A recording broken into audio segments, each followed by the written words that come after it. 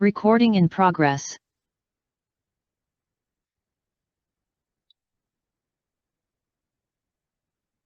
Hello, everyone, and welcome to October 2024 meeting of the California Massage Therapy Council Board of Directors. Before the meeting begins, we'd like to go over a few housekeeping notes. The board and staff should be able to mute and unmute their microphones. Board members should remain on camera during the meeting. If a member of the public has a comment when the chair calls for public comments, please use the Raise Hand tab located in the menu at the bottom of your screen. Or if you've joined via your phone, you may press *9. It's now my pleasure to turn the call over to the CAMTC chair, Mr. Mark Dixon. Thank you very much for that introduction, and thank you all for your patience while we worked out the inevitable technical difficulties, for your patience and good cheer. We're all in our places, ready to go. It's good to see you all. It's been a while since we were together. I'll start with roll call. Okay. Mark Dixon. Here. Shayna Faber. Here. Jeff Foreman. Here. Sarah Frazier. Here. Jennifer Gonzalez. Here. Michael Marylander. Here. Bernadette Murray. Here. Stephanie Powell. Here. Martha Soffer. Here. And Christy Underwood. Here. Thank you. We have full plate, full quorum. I want to welcome you to the year's only 2-day meeting. I want to thank you for setting aside 2 days to volunteer in support of our mission. It's a very big deal to take 2 days out of your life. We're all pretty busy people, and I appreciate you all showing up. We have an agenda of some considerable substance today, a lot to get through, and our work is going to define the next stage of CMTC's development and growth and its future. It's important you feel at ease. It's important you feel not rushed. It's important that you have a good time, even some fun, which would be a great thing. But you should never feel rushed. You should never feel unsure or unprepared for what you're about to make a decision on. The votes are very important. So if you need to ask about the consequence or intent of a yes vote or a no vote, the consequence of an abstention, or if something requires clarification for you before you vote, please ask. Please ask and make sure that you vote without any question about what the vote's going to determine, what the result of vote's going to be. I'll go into the rules of debate and discussion. In our meeting, only one person speaks at a time. It's the person, and it'll be on the item on the floor.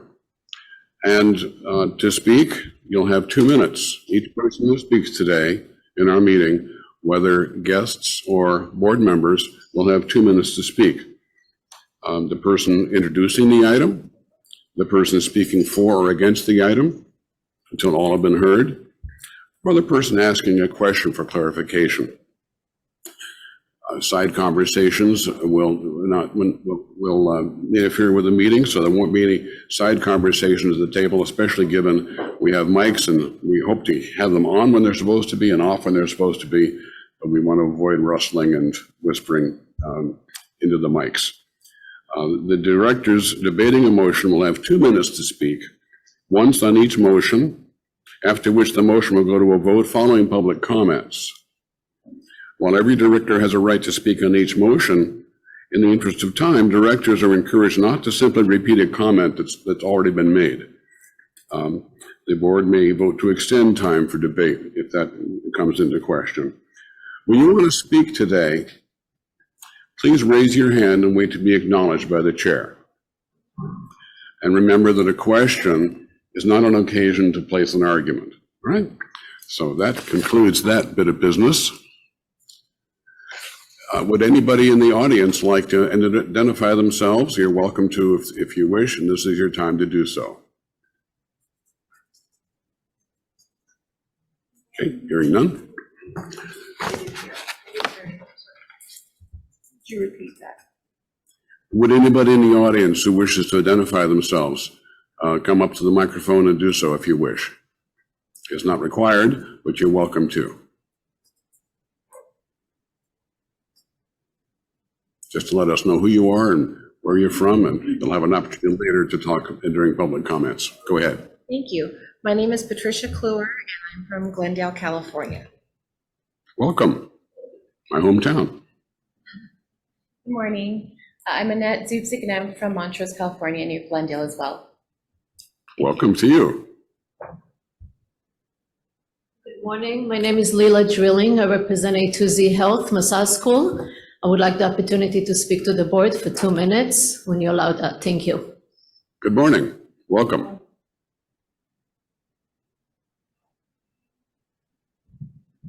Ben Drillings, Director of A2Z Health Massage School, would like to talk to the board when it's allowed. 2 minutes. Thank you. Good morning, Ben. It's good to see you again. Stacey DeGoyer, massage therapist from Northern California. Thanks for coming. Welcome to all of our guests. I'll ask Jill England to explain the new teleconference meeting option under the Bagley-Keene Open Meeting Act. This is item number 2. If you don't have a copy of the board packet, you can obtain one from the end of the table over there. Jill? Good morning, Mark. Can you hear me okay? Loud and clear. Thank you. Great. Good morning, everyone. Sorry I'm not there in person. I'll handle items 2 and 3. We're having this meeting under a new law that started in 2024, allowing for some actual remote participation by board members. As long as a majority of the board is in person at one location, some board members can be remote. As it happens, I think virtually all the board members are in one location together today, which is great. But there's also a provision that says that someone who has a disability can participate remotely but be counted as in person. So that takes us to item 3. We have Jeff Foreman participating remotely. Jeff, can you just give us one sentence to the board on why you need to participate remotely? Yes. Thank you, Jill. I'm once again confirming that I need to participate remotely at the October 9th and 10th, 2024 board meetings. I have a physical disability, as that term is defined in California Government Code 12926. My condition affects my musculoskeletal and immune systems and significantly limits my ability to perform physical activities. Because I'm immunocompromised, I need to avoid large group meetings as much as possible. My understanding, I can be counted as in person for the meeting because of my physical disability. As such, I'm asking the board to approve my remote attendance based upon my disability. Where's the vote? Okay, thank you, Jeff. Now, Mark, if someone will make a motion to approve Jeff's attendance remotely, but to be counted as in person because of his disability, if someone would make a motion, I'll let you handle the vote, Mark. Thank you. That'll be our first vote of the day.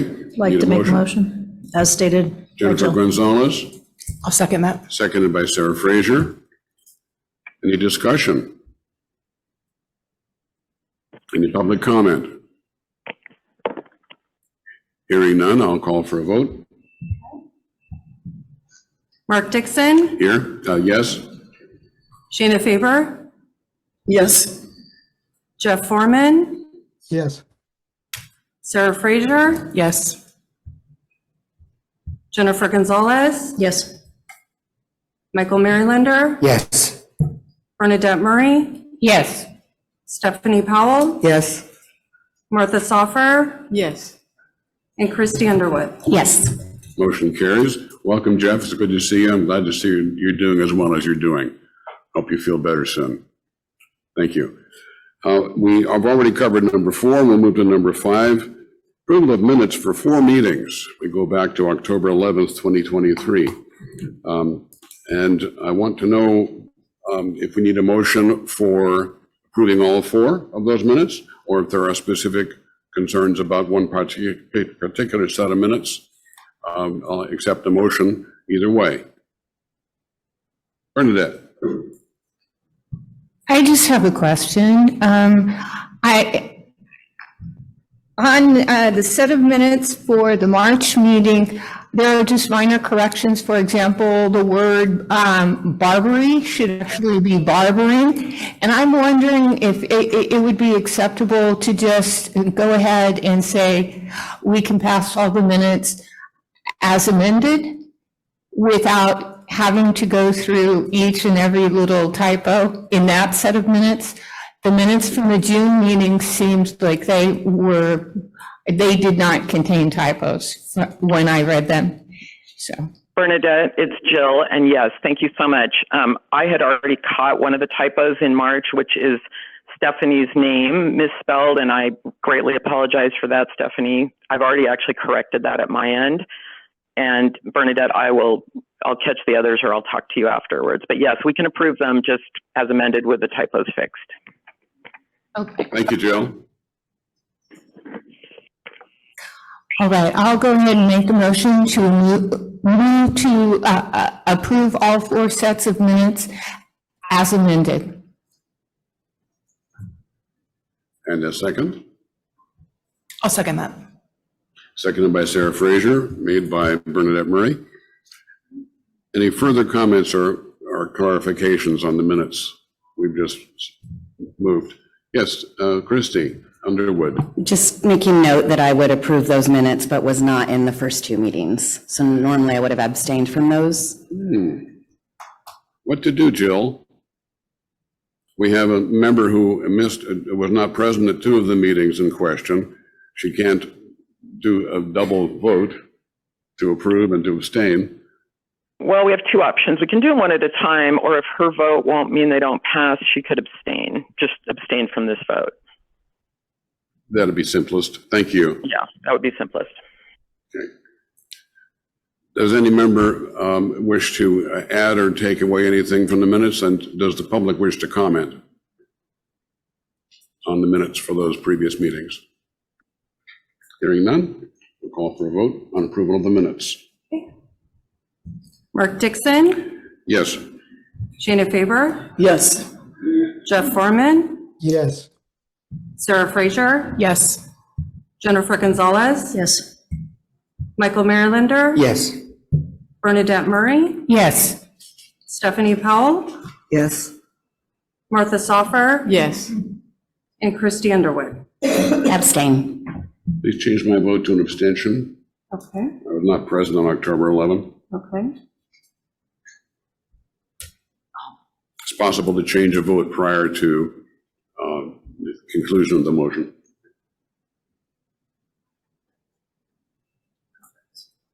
Motion carries. Yes. We have, at long last, approved the minutes. That's a good step forward. Yeah. Next item, also at long last. Joe Bob, you'd like to present your proposed amendments to the policies and procedures for approval of schools. Thank you, Mark. These will not be a surprise to anybody that's been at the last 2 meetings. Hopefully 3rd time is a charm here on passing these. As you may recall, at the last board meeting, we were literally seconds away from having a vote on these policies and procedures when the fire alarm went off and we all evacuated the building. So my hope is we can sort of pick up where we left off there. But I will, just since it has been a few months, I will provide a little bit of a refresher. So there's several changes, proposed amendments to these policies and procedures.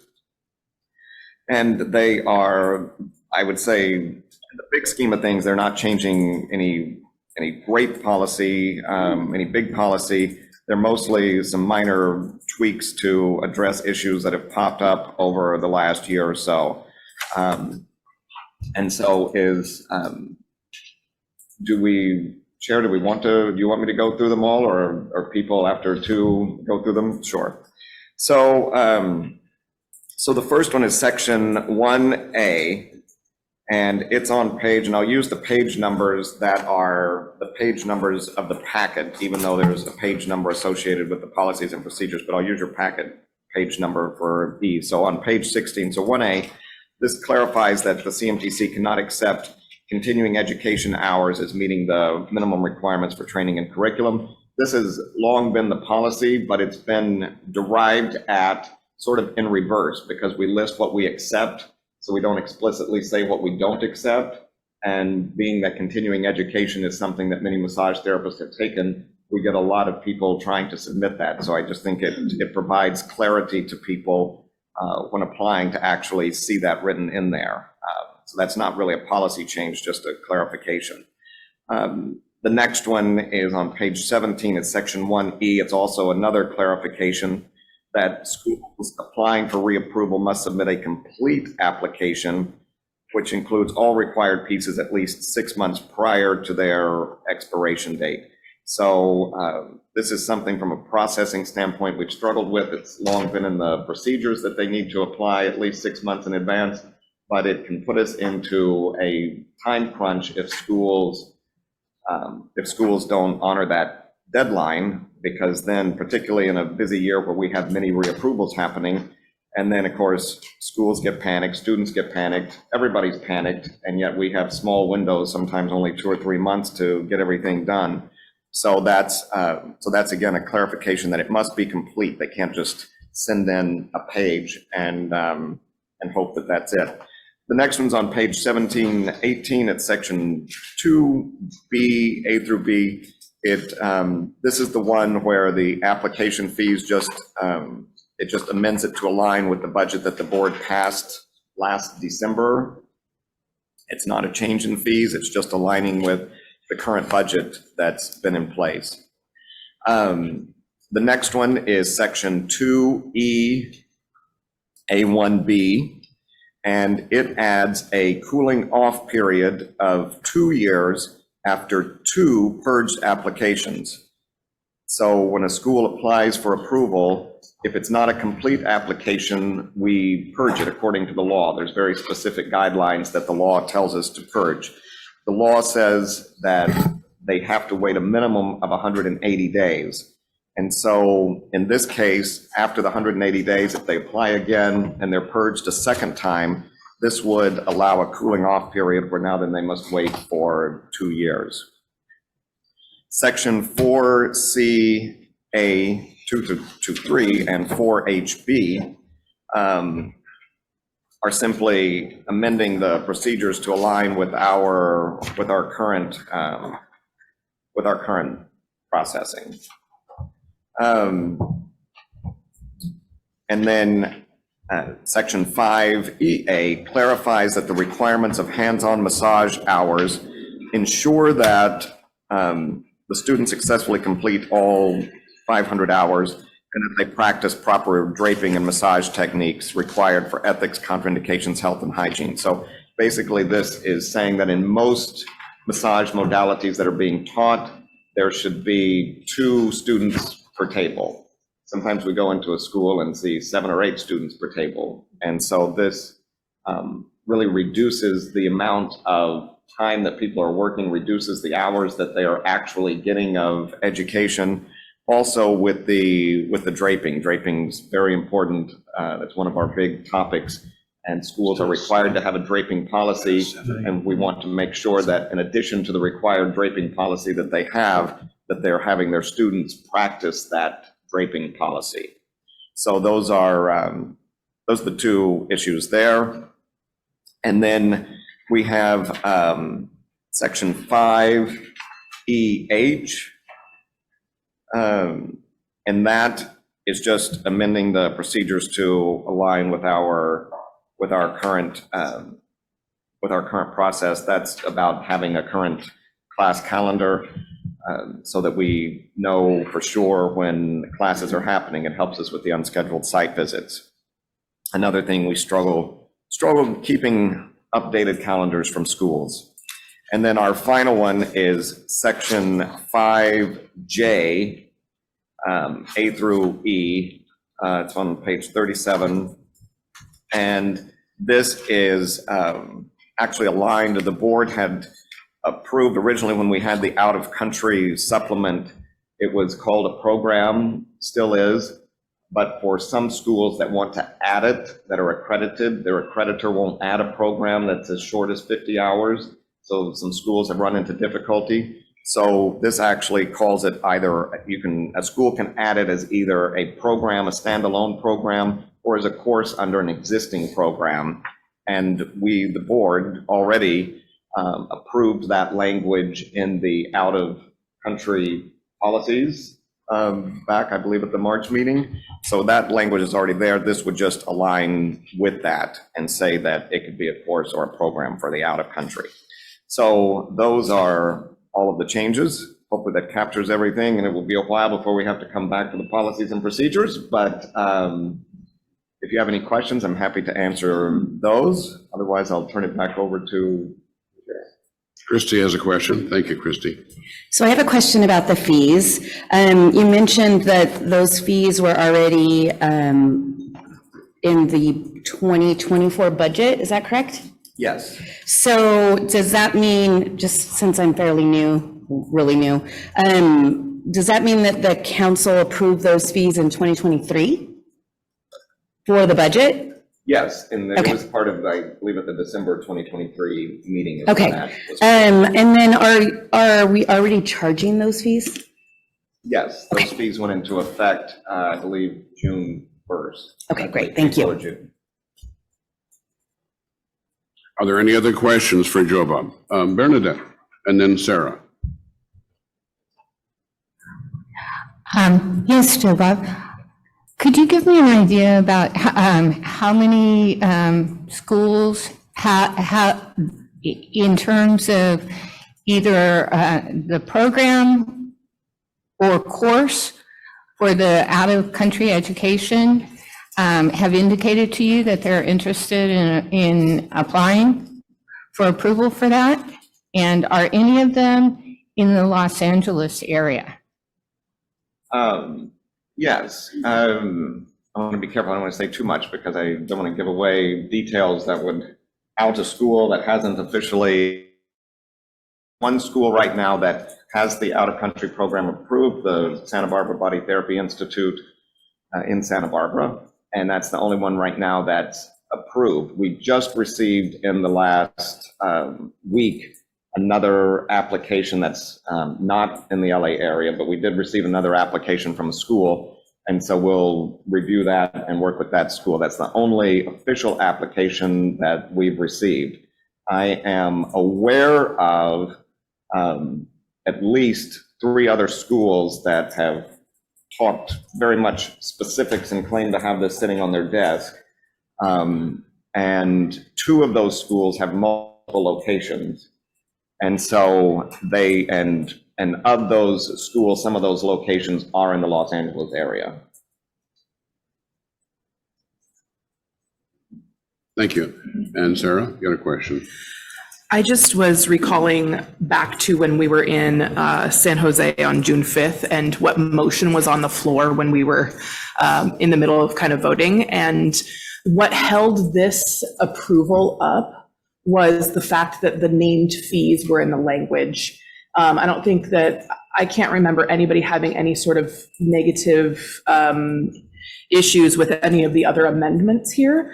And I'm just wondering if we still should move on that same motion to remove the actual named fees and keep that in a fee schedule and refer to the fee schedule, so that we don't run into this problem where we're trying to approve this for 3 meetings.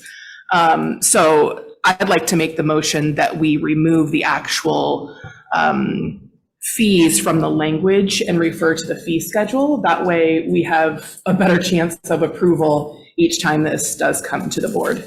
I will second that motion. Well, let's get through questions first. If there are any more, does someone over here have a question? Sorry, I just have a question. Sarah, are you, just so I'm understanding, you're also saying to approve the rest of the changes? Yeah, Okay. so I think the motion on the floor was to approve everything. Okay. With I the didn't hear that amendment that we remove the fees from the actual language. Okay, thank you. Yeah. So you're amending your own friendly, you're having Yeah, a friendly amendment for your own motion. Take Allison's friendly. Good, that's amendment. sufficient. Good. Any other questions for Joe Bob?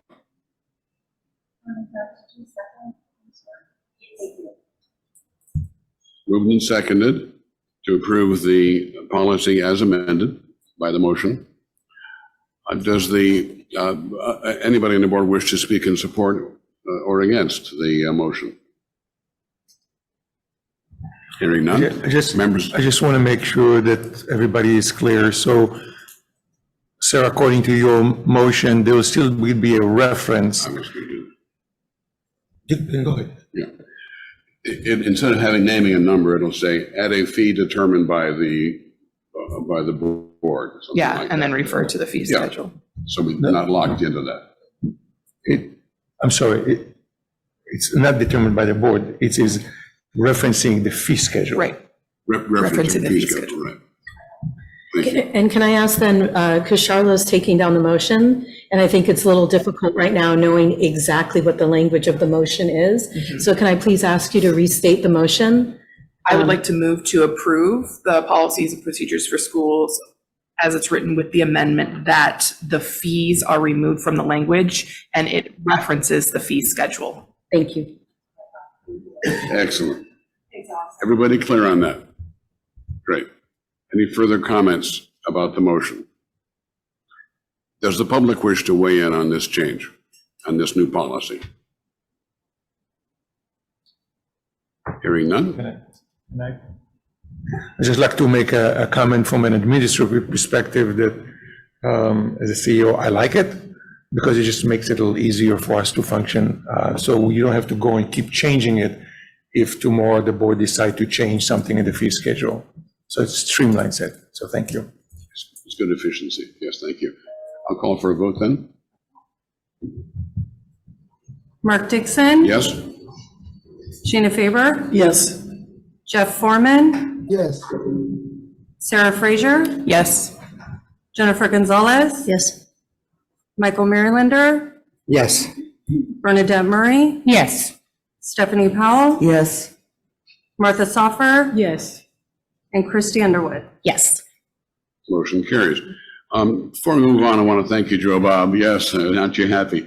I want to thank you, Joe Bob, for the meticulous attention you give to keeping these policies up to date and correct. Thank you very much on behalf of the board. We're going to move on to the next item, number 7 in your board packet, from our Director of Law and Code Enforcement Relations, Rick McElroy. Good morning, everybody. Scooch my chair up here. Directing your attention to the first page of my report.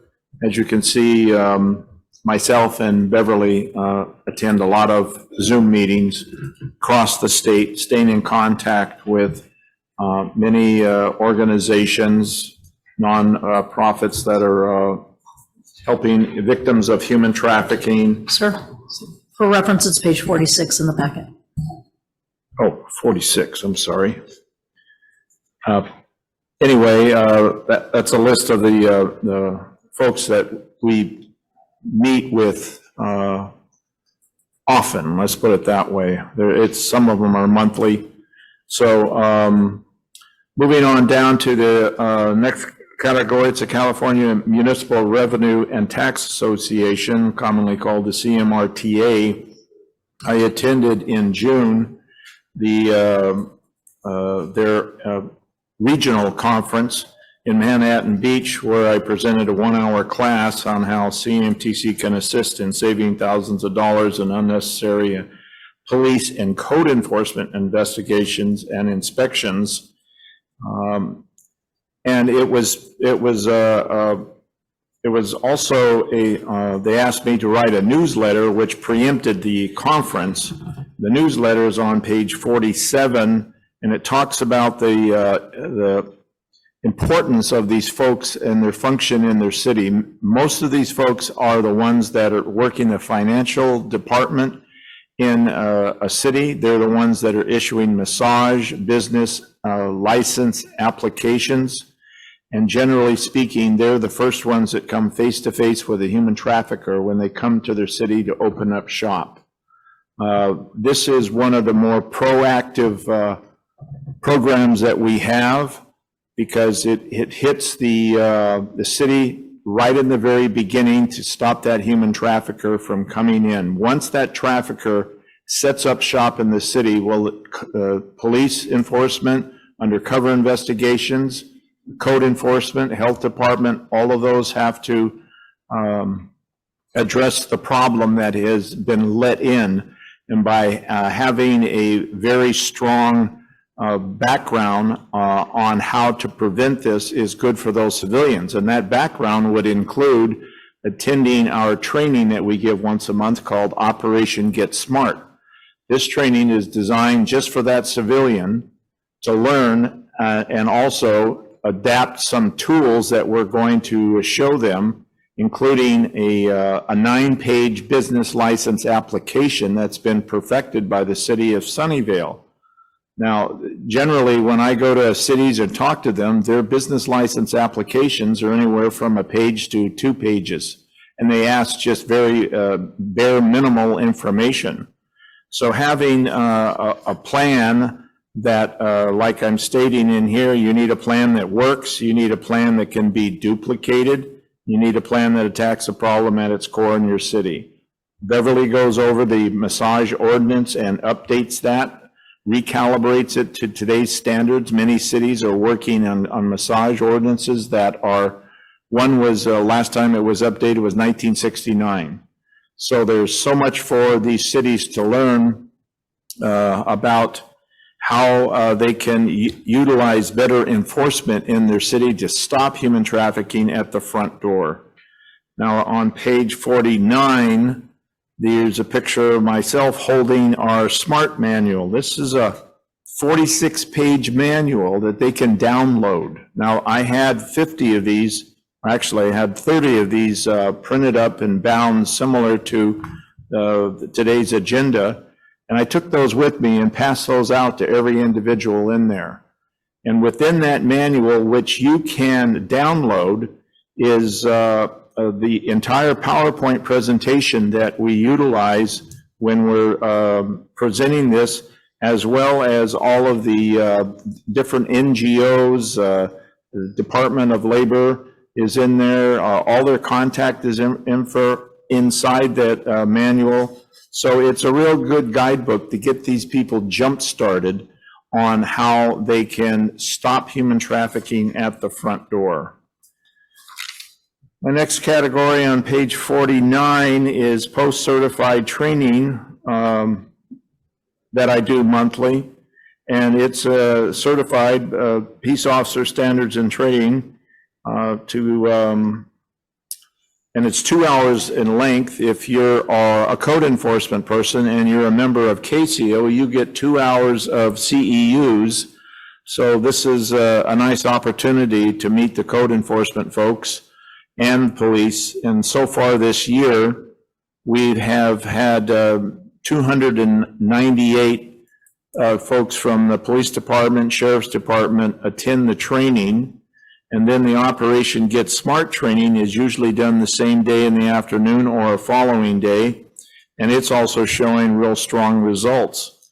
The Operation Get Smart, again, is mostly civilians, but I find a lot of cops and code enforcement folks come to the training to learn about what else they can do to inspire somebody to get on the track of updating their massage ordinance. You know, this is a function that we provide for free to these cities.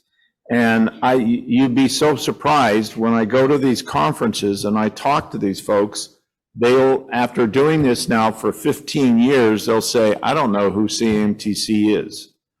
And so it's a great opportunity for us to introduce ourselves by attending these conferences, as you'll see later on here with some handout material that's in here. But so far to date, it's 158 folks have attended this training. And that's a total of 456 police, code, and civilians that have come to our training. to learn about who we are, to learn about how they can stop human trafficking in massage in their cities in an effective way. And that total is 456. Last year we had 303. So I expect this to go over 600 people by the end of the year. So it's really catching on. And what is very interesting is since we started this program, we've had 28 people from out of state. We had almost every public administrator have someone that has a job in Minnesota. And Minnesota is one of the most highly regulated states in the country, except in massage. And they have sent everyone from every city in Minnesota to this training because I think they're hearing about us after attending conferences to learn this one special thing about how California works, is that we're totally different than the rest of the country. When we go to these conferences and we tell them all of the programs that we have, what we're doing, most of their jaws drop. They have no idea that we have this sort of influence over the population, the massage population in California. And they're also, totally surprised. I mean, most of these states, some of these states only have 5,000 massage therapists when we have over 50,000. And so it's very impressive to have large numbers like that. But in order to do that, you have to have programs that control things and provide training for these cities so that they can do a much better job at what they previously may not have done. On page 50 at the bottom is the California Police Chiefs Conference. Now, we recently attended this, our staff, and it's a great way to meet the chiefs. Now, and I'm sure Chief Gonzalez would agree with me on this. There's a lot of networking going on at these chiefs conferences. And there's two particular reasons it's important that we are in partnership with the chiefs. Number one, every 2 years, 50% of the chiefs change. So you're going to meet people new every year. And I have an issue sometimes, or I don't have the issue. The Background Review Department at CAMTC, BRD, has a problem getting someone to sign a declaration. And the declaration is a form that we use to document the arrest or an observation by somebody, and we utilize that in our administrative discipline process. And these cops, they're new, they come in, they don't know who we are, they don't know what this is, and I have immediate access to that chief through the directors of the California Police Chiefs Association, and through that I am able to get a introduction to that chief so that I can talk to them if I can't resolve the problem with that officer, sergeant, lieutenant, or captain. If I have to go to the top, I have access and an ability to do that. Another example is we had a chief that was, the city was trying to pass an ordinance that required CAMTC certification because he heard of all of the benefits and advantages that we offer if they do. And he was sitting on the fence because he was a chief that didn't know who we are. So at this point, it was brought up to him that we have been in a partnership with California police chiefs for years. And once he heard that, all of a sudden he threw his weight toward having our law incorporated in their ordinance, and it prevailed. So it carries some clout, but also it's just a great tool for us to network with these chiefs, find out what their problems are, and to work with them toward making a better life in these cities. Now, on the also when we are when we're meeting with these chiefs, what's a good icebreaker, especially if they walk up and say, I don't know who you guys are, what's CAMTC?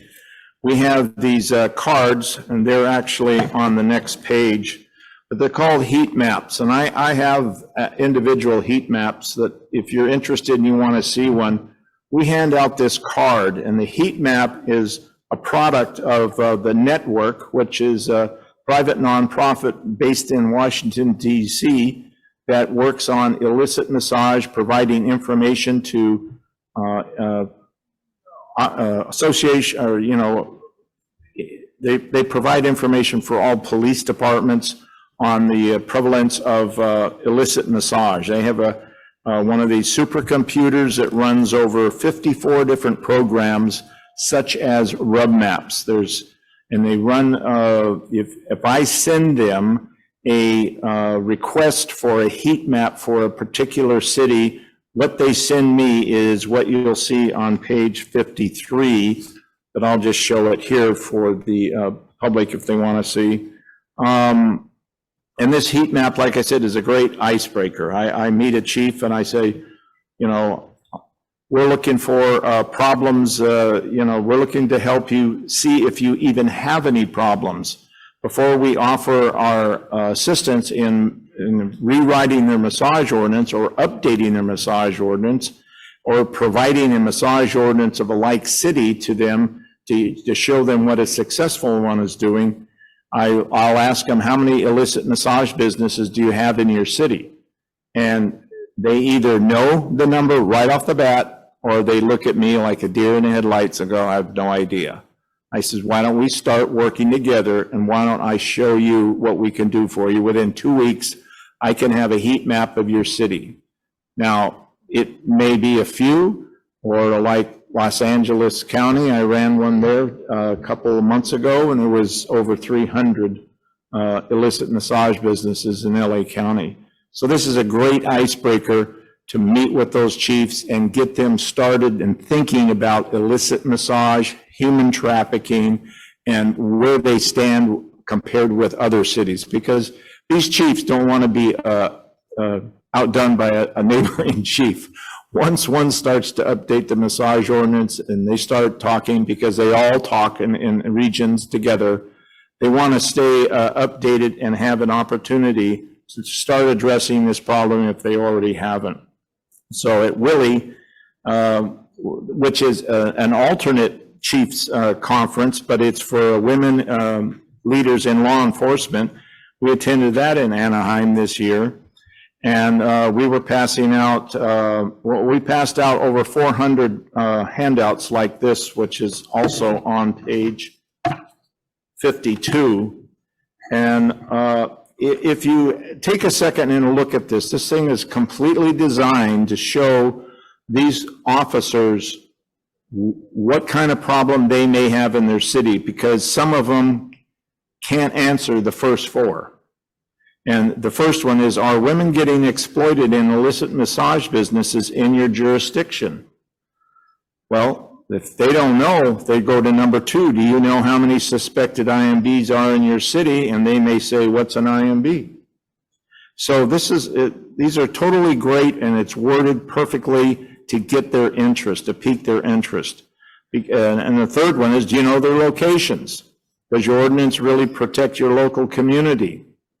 A lot of them have some idea, some have no idea. That's when I hand them a heat map and said, let's start right here. This is our first step. Take this first step with me. If you can take this first step with me, we can start a dialogue. We can start working together. We can, you can come to their post-certified training. We have civilian training for you folks in your finance department, and you know you need to go talk to those folks, and those code enforcement and those cops need to work together to stop this problem. So really, there were 1,700 women at this conference, and it was just Beverly and I. When they came out of some of these rooms, there was 500 people, and it was like a swarm. And Chief Gonzalez was there. She stopped by and we talked one morning, and so you can ask her how noisy but these women were having a great time. I'll tell you what, they love to come to this conference. So it was a great opportunity for us to pass out these handout materials and get some excitement into these folks regarding human trafficking and massage. On page 53 is a picture of Beverly. She and I were there at the booth. Beverly is also passing out a heat map and explaining the benefits to the attendees there. Like I say, between the two different brochures, we handed out over 400. I'm sorry we couldn't hit the 1,700 mark, but 400 I thought was a good number for two of us. And again, on page 54 is a picture of myself handing out this brochure right here in front of our booth. And so it was a great conference. We really had a lot of fun, and they're very long days because you see the position, Beverly and I, even though there's chairs back there, we're standing most of the time because we're talking to folks. On page 55, it's going to be a picture of myself and Captain from the Sheriff's Department, Richard Ruiz. I basically call him the Chief of Whittier because the sheriffs have it's a contract city and he's in charge of the police department in Whittier. And we were discussing all the training programs at the CAST event. There was a lot of folks there. It was hosted downtown LA at one of the fashion district buildings. And so I was able to entertain the captain. He and I spoke a lot during that event. Amos was there and Beverly was there. Mark Dixon was there. And I didn't see you. You weren't there. No, that's right. I'm just picking on him because he's sitting next to me. Anyway, that was a great event. CAST, is the Coalition to Abolish Slavery and Trafficking. They're an organization that we have a great partnership with, and we're working to do great things with them. The Federation annual meeting, which we just went to in Washington, D.C. last week, I've been working on a working group with them for 15 months now, preparing an establishment toolkit. And this toolkit, even though California does not have authorization over the businesses, this toolkit is designed to be applied for cities or states that either have it or don't have it. It's giving a lot of, recommendations on, and especially my portion that I covered in the presentation that I sat on a panel was about utilizing the business license application. We took ours and we actually modified it so it would be a generic verbiage for anybody in the country to use. And I think they saw the benefit of it. I spoke with a lot of folks at that conference. And when I start talking about how we identify the places with a heat map, how we engage them in attending our free training, our free post training, our free Operation Get Smart training, they really get interested. I sit at tables and lunch and I'll start talking and the whole table gets very quiet because they've never heard anything like this in their state. So, and to sort of prove that, on page 57, I have a category that simply says, why all the interest from out-of-state agencies in CAMTC's 5-point plan to eradicate illicit massage businesses. So basically, in my training that I do monthly, the 5 tools that we go over among all the laws that CAMTC enforces, our administrative laws. The first one is to recalibrate your massage ordinance and bring it up to today's standards. Like I said, these massage ordinances are not up to standard of what they could. The California legislature has given all sorts of authority to cities to better regulate the massage industry in that city. And so that is our first topic. The second one is update the massage establishment business application to our suggested 9-page business license application. It's actually, we're using the city of Sunnyvale's as a model, and we encourage them to look at this and apply it if they can to their own. And then we have a unique and easy to use declaration process for easy evidence collection. This is all explained. And by attending the monthly training, they can come back to the training. They can, most of them attend, and then the 2 or 3 other people will send people from that particular city. But since January 23, we've had 28 members from out of state attend these training sessions. Before 23, we had nobody from out of state attend our training, but it's becoming known. In fact, when I was at this last conference in DC at the Federation, I had a person come up to me from the state of Alabama, and he said, listen, I talked to somebody and they said, whatever you do, you have to talk to the California, well, they call us Cali. You have to talk to the Cali folks before you go. You're going to get so much useful information. And these are generally the people that are new to massage therapy. So unless there's any questions, I have some of these handout heat maps if you're interested in having one, and this handout, and I'm done. Thank you, Rick, for this great presentation.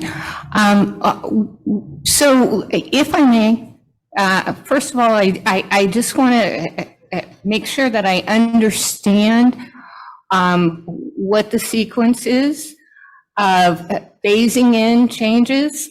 If a city, the first step is having a city identify through a heat map what the relevant prevalence of illicit massage businesses is in their particular area, and then working to, if their ordinance is out of date, changing their ordinance, and also updating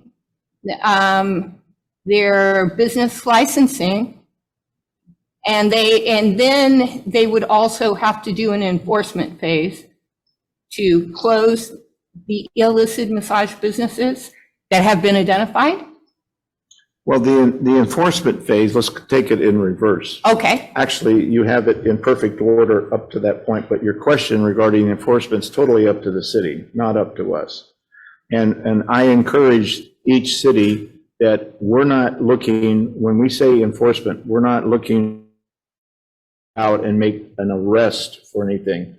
All you have to do is make an observation. This can be done by code enforcement, by police officers undercover, or doing an upfront inspection. And many times there's many code violations inside that code enforcement officers will recognize and cite. And if the owner of the business is CAMTC certified, we can take action against that individual for not running a, let's say, clean business. So we don't encourage any kind of arrest type enforcement. Just go in and check the location and see if you can see something that's observable, that can be documented on a declaration, and we can utilize that in our disciplinary process. Thank you. I do have a follow-up question, because one of the things that I think is that if we're going to be sharing information with broad jurisdictions across the country and we're making claims about efficacy, now that we have what we might say is a measurement with the heat maps of what the prevalence is of illicit massage businesses in a particular jurisdiction, do we have a way of comparing, like, jurisdictions that don't, say, for example, adopt like SMART as compared to jurisdictions that do, and be able to see if there's a significant difference, like in terms of how effective our program actually is? In comparison to what? well, we're comparing, like, this would be, say, as a healthcare provider, we talk about, when you do a clinical trial, you want to look at your control group, no intervention, and your test group, your intervention. And you want to see if there's a significant difference. So that's what I was saying. The control group would be a city or county that doesn't adopt some of these changes that are recommended by CAMTC as compared to a city or county that does. And then we would be able to say, in effect, we would be able to say how effective, if it is effective. Well, I think I would need you to put that in a Word format, and we'll look at doing what you're suggesting. But so far, we don't have any type of control groups. All of this is new for us. Rick, Okay. Rick. Yes. Where? Oh. Where? Mine is more of a statement than a question. I really want to say kudos to you and Beverly, because getting into police departments and doing training is not easy, especially coming from the outside. So you have done a remarkable job. I think the heat maps are an excellent idea. I think what what is being proposed in terms of matching the heat maps could be a good idea if the reality was once an illicit massage establishment was closed down, it stays closed down. But what happens is that they'll have a tendency to move around the city. So I think the idea of just at the very least showing law enforcement the prevalence of their illicit massage establishments in the city is ingenious. So kudos to you for what you've done. And I must say that the picture of you, why is it you have not aged for the time you were in uniform to now? What's that secret? That's what I want to know. That's my only question. Clean living is all I could say. Steph and I worked together at LAPD, if you didn't know that, for many years. She and I worked together in Vice. That's where I met her. And she was a young sergeant in Vice, and my job was to go around and provide training for these new sergeants, whether they had Vice experience or not, and stay with them, do a task force and walk them through the law and rules of evidence and what have you. And she was a great student. Now she has her doctorate, and I'm still a retired D3. So, Beverly, you had a question? Anyone else? Beverly? So, Sorry, Christy. Christy was next. Oh, I'm sorry. No problem. I just had a couple questions on your the Get Smart program that you do. I was just curious if a board member could attend that. Absolutely. Okay. Sure. I would love to watch. I think it would be a great learning experience. We have one of the trainers, well, it's Beverly Elaine Cattell from the city of Sunnyvale, who's now retired. She does this free of charge with Beverly and I. And it's a 2-hour class, it's Zoom. And she is the bulk of the training. She was the one that designed this 9-page application after Beverly went to their city and helped her rewrite their massage ordinance. She helped Elaine, when Elaine first came to the city, update the massage ordinance. Then after Elaine got started, she's a fireball.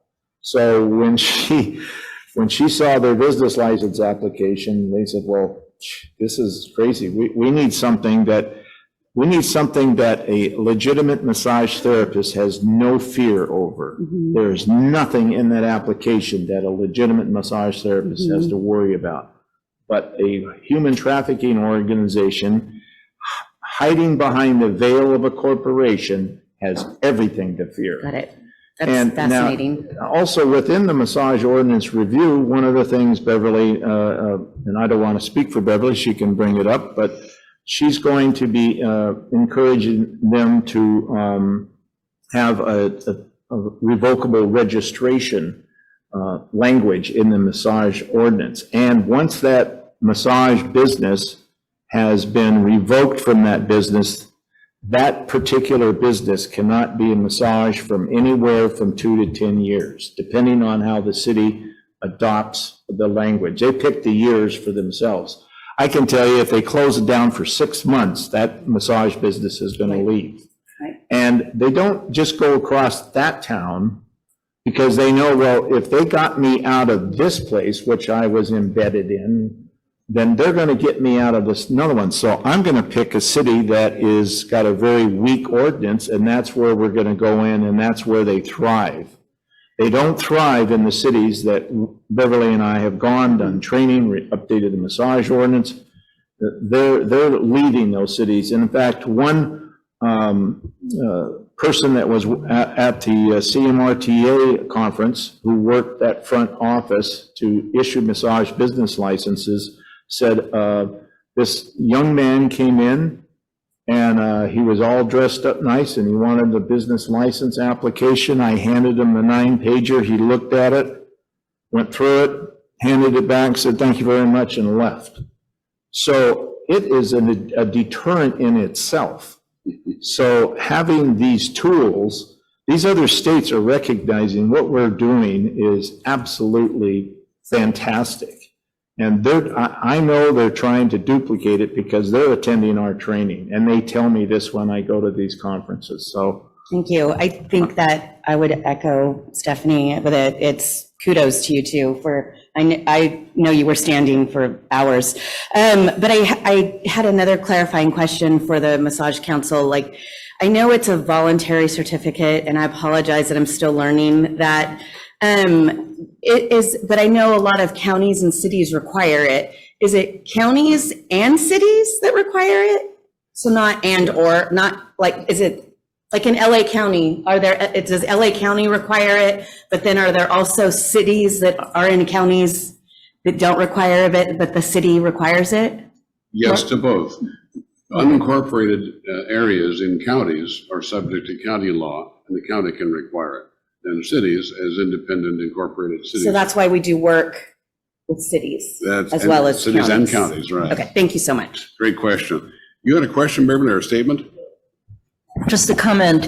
You can't really, for Bernadette, there's really no way of comparing apples to apples, because it depends on, 2 cities can pass the exact same ordinance, and it's how well they implement it, what they do on the front end, how well they continue their oversight.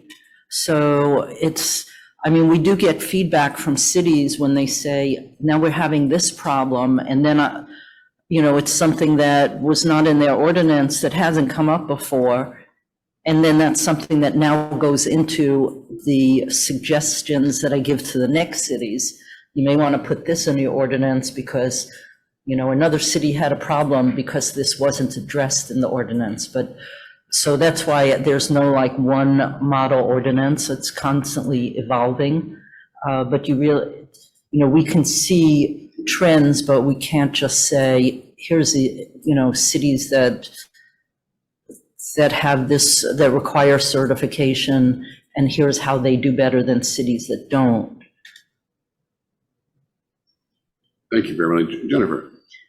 First, I would like to thank Rick and Beverly for their participation in the California Police Chiefs Association's training events. The annual training symposium accesses a lot of chiefs and department heads and decision makers, but the women's law enforcement leadership training really reaches a lot of the doers, the officers that are out there making stops and seeing what's going on the street and reporting that information. So it's kind of a double down by hitting both of them. And I know I stopped by both booths, and the information that was being shared exactly as you're saying, I appreciated it. It is kind of like a beehive when class gets out. It's a lot of energy. and sometimes hard to even hear people when they're asking questions, but I appreciate the tenacity in getting the information to the people. Thank you. Thank you, Jennifer. Thank you. Anybody else? Sarah?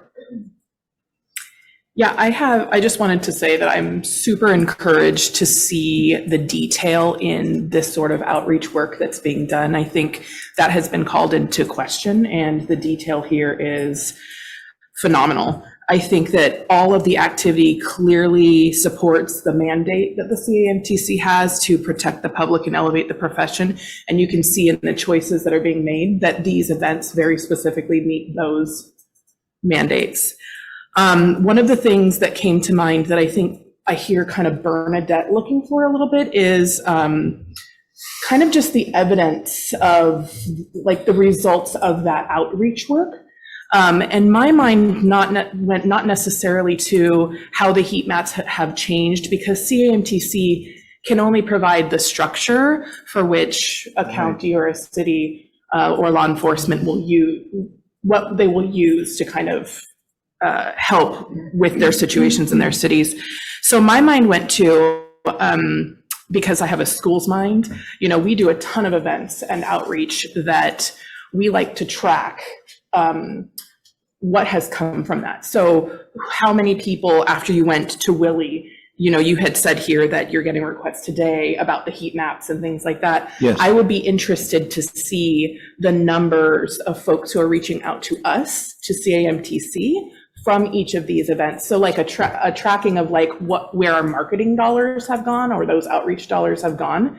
Because it sounds like there's a really good balance between fostering relationships already built, and that those are really strong, but I'd like to see also like the cultivation of those new relationships and the outreach that they are doing from us to us from those events. So I guess my mind just kind of went, how many people are reaching out to us as a result of the engagement at the event, and how much work are we doing to continue to reach out to them? So my question was, how are we tracking those leads like that come in? Like, can we see those numbers? And what is your process post-event to reach back out to anybody who you did had discussion with? One of the ways I want to be available for these folks, and I tell them, I'm here for you. You know, you're not here for me.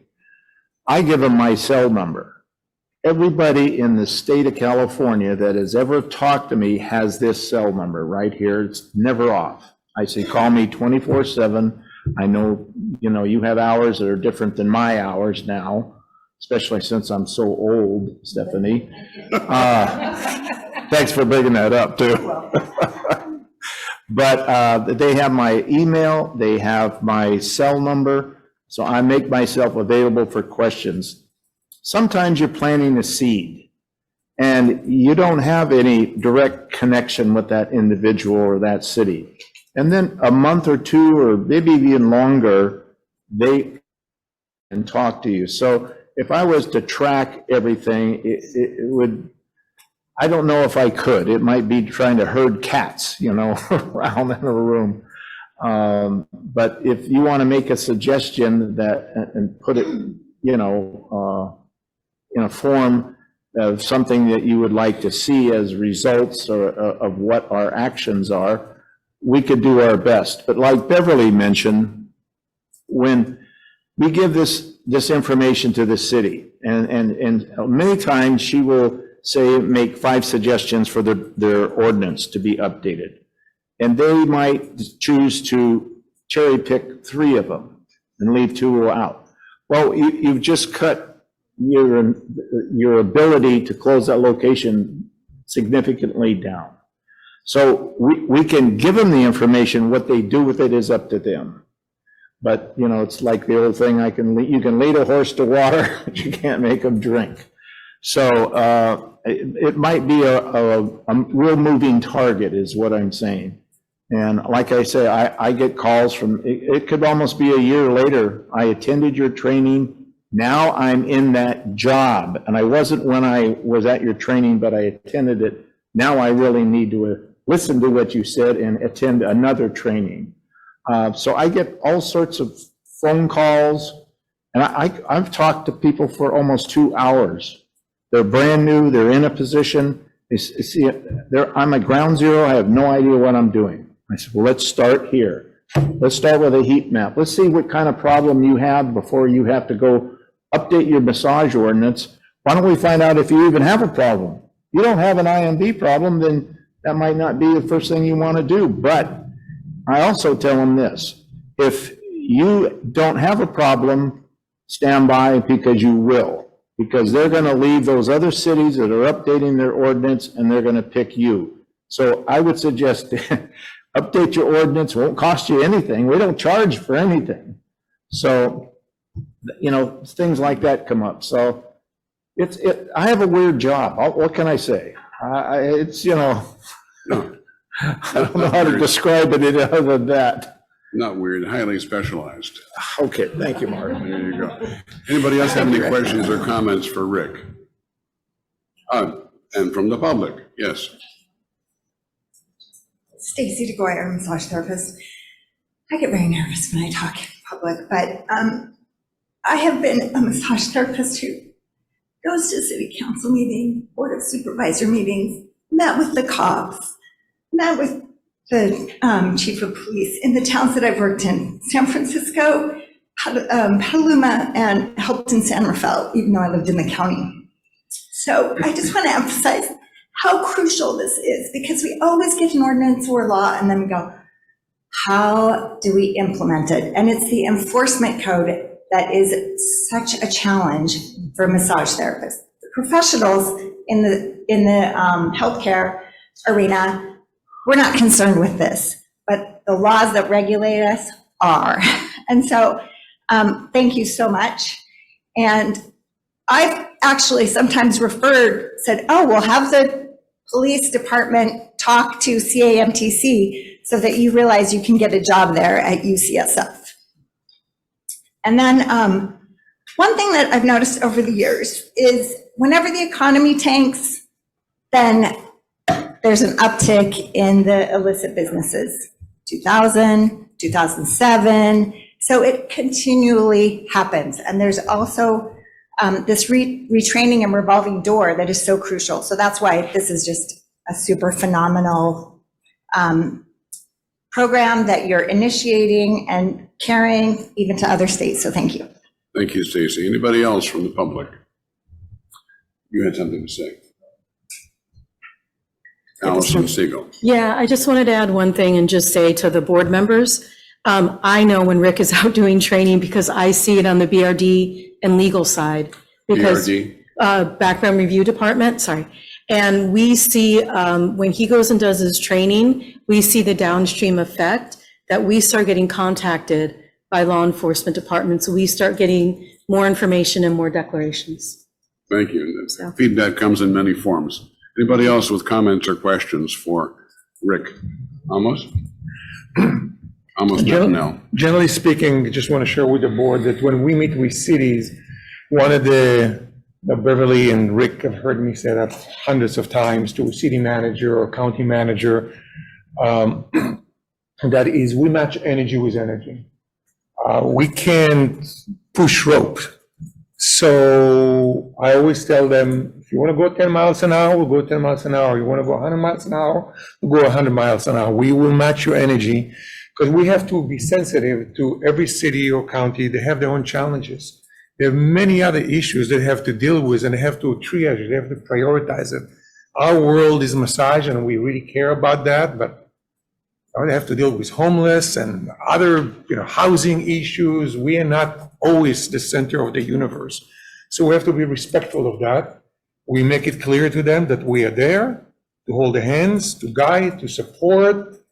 And, sometimes I've been in meetings and the city manager told me, I want to make sure there's never going to be one illicit establishment in the city, or a police chief will tell me something of that. I said, great. And then they kind of disappear. Or maybe they retired, or there was other priorities. So it's a dynamic back and forth process. We don't want to try to kind of shove it down the throat. We just want to make sure they're aware of the resources that we make available to them, and we will match energy with energy. So it's every city and county is a little different because they have other issues going on. Thank you. I'll take a moment to let anyone who's listening online comment if they wish. At this time, the chair has called for public comment. As a reminder, you can request a comment by raising your hand located in the menu at the bottom of your screen. Or if you've joined via phone, you may press *9. Okay, Thank you for that. Kimberly Austin, your line is now open and you may make your comment.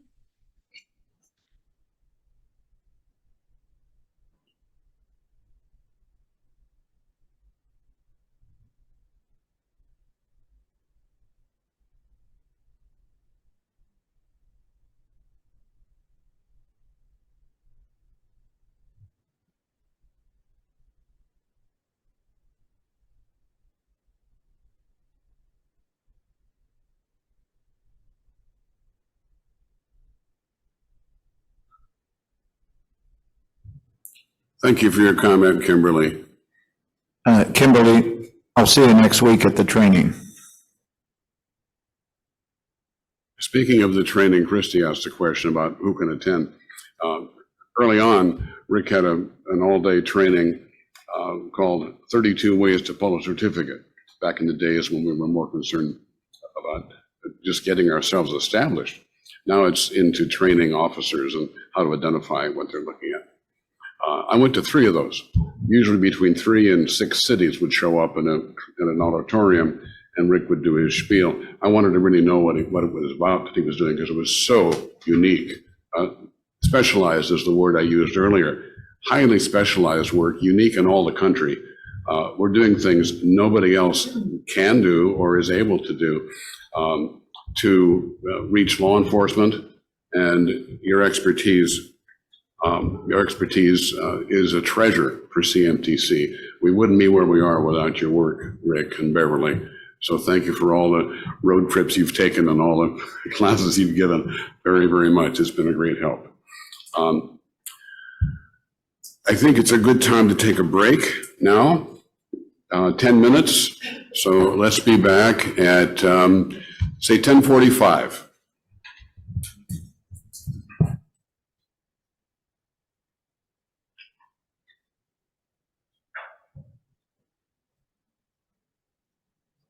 Recording stopped.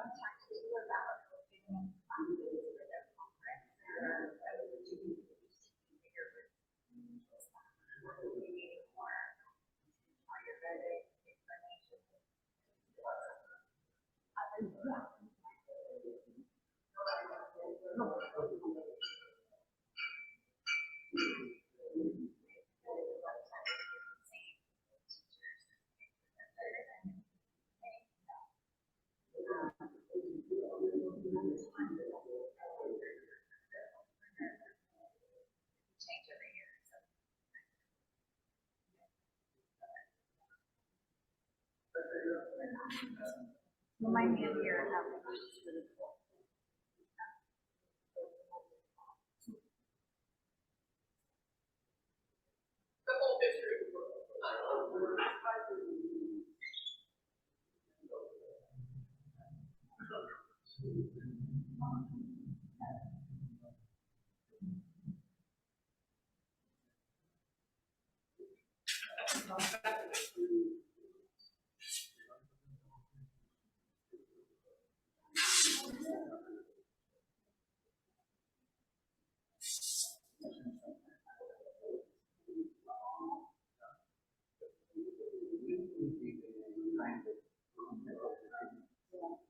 The chair will usually make it very clear that they are so usually we'll do based on the issues.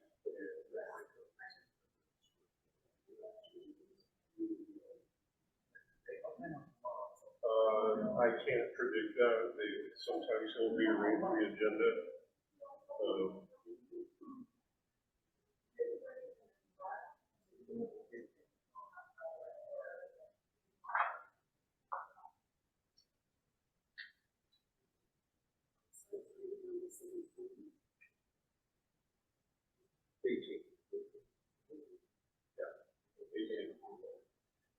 I really can't say. That's totally up to the chair.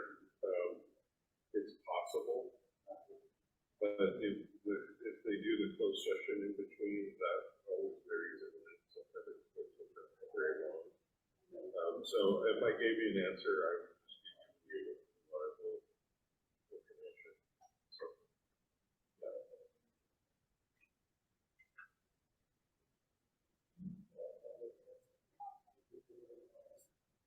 and in case you guys know, feel free to call yourself.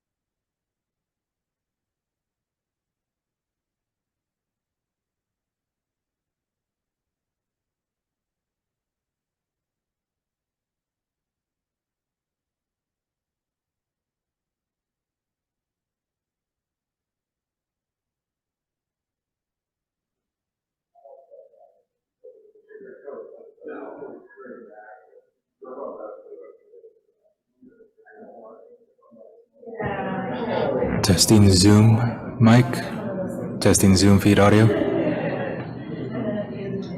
Hear you loud and clear. Perfect, thank you.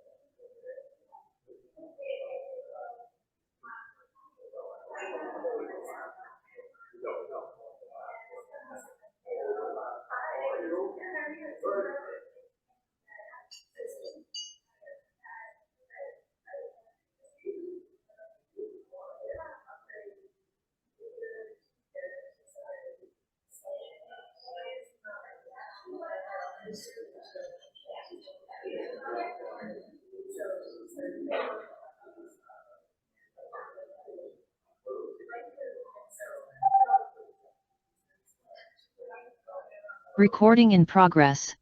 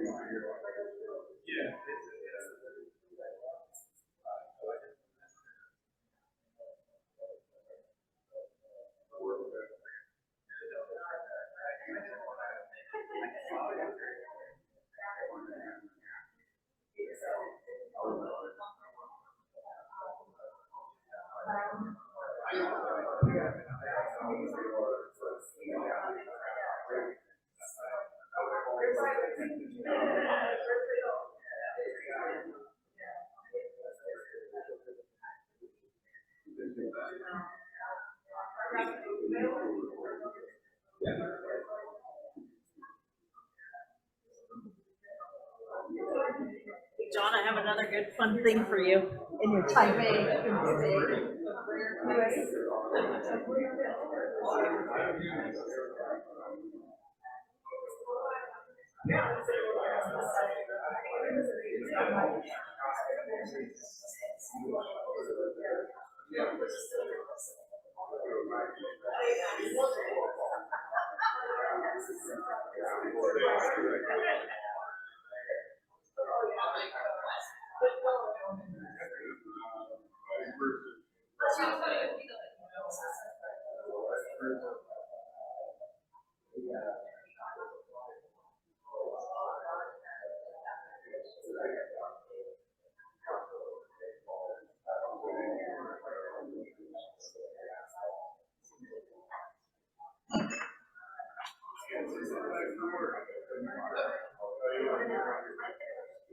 Okay, we're going to get back to work now.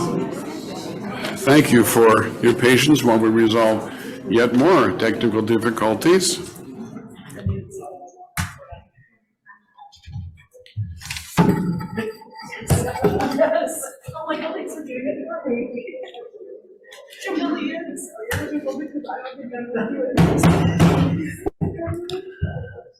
So, I want to thank us all for getting back and for a little more patience while we resolve a little more technical difficulties. I'll let the guests know that, just so you understand, the 2-minute limit we talked about during discussion has to do with debate and discussion of a motion. When reports are given, that can go on sometimes even bordering on free-flowing discussion. That's the reason for the difference. When we get into processing motions on the floor, and then each speaker, public or on the board, will have 2 minutes each to speak. That's the same during public comments. Thank you for that.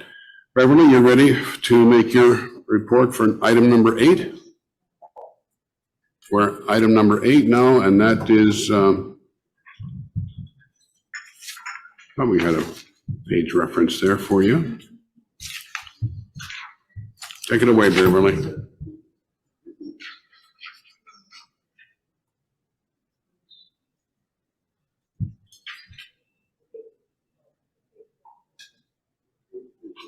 Did I say 8? Yes, Beverly May. Oh, we're setting up a PowerPoint for those viewing at home.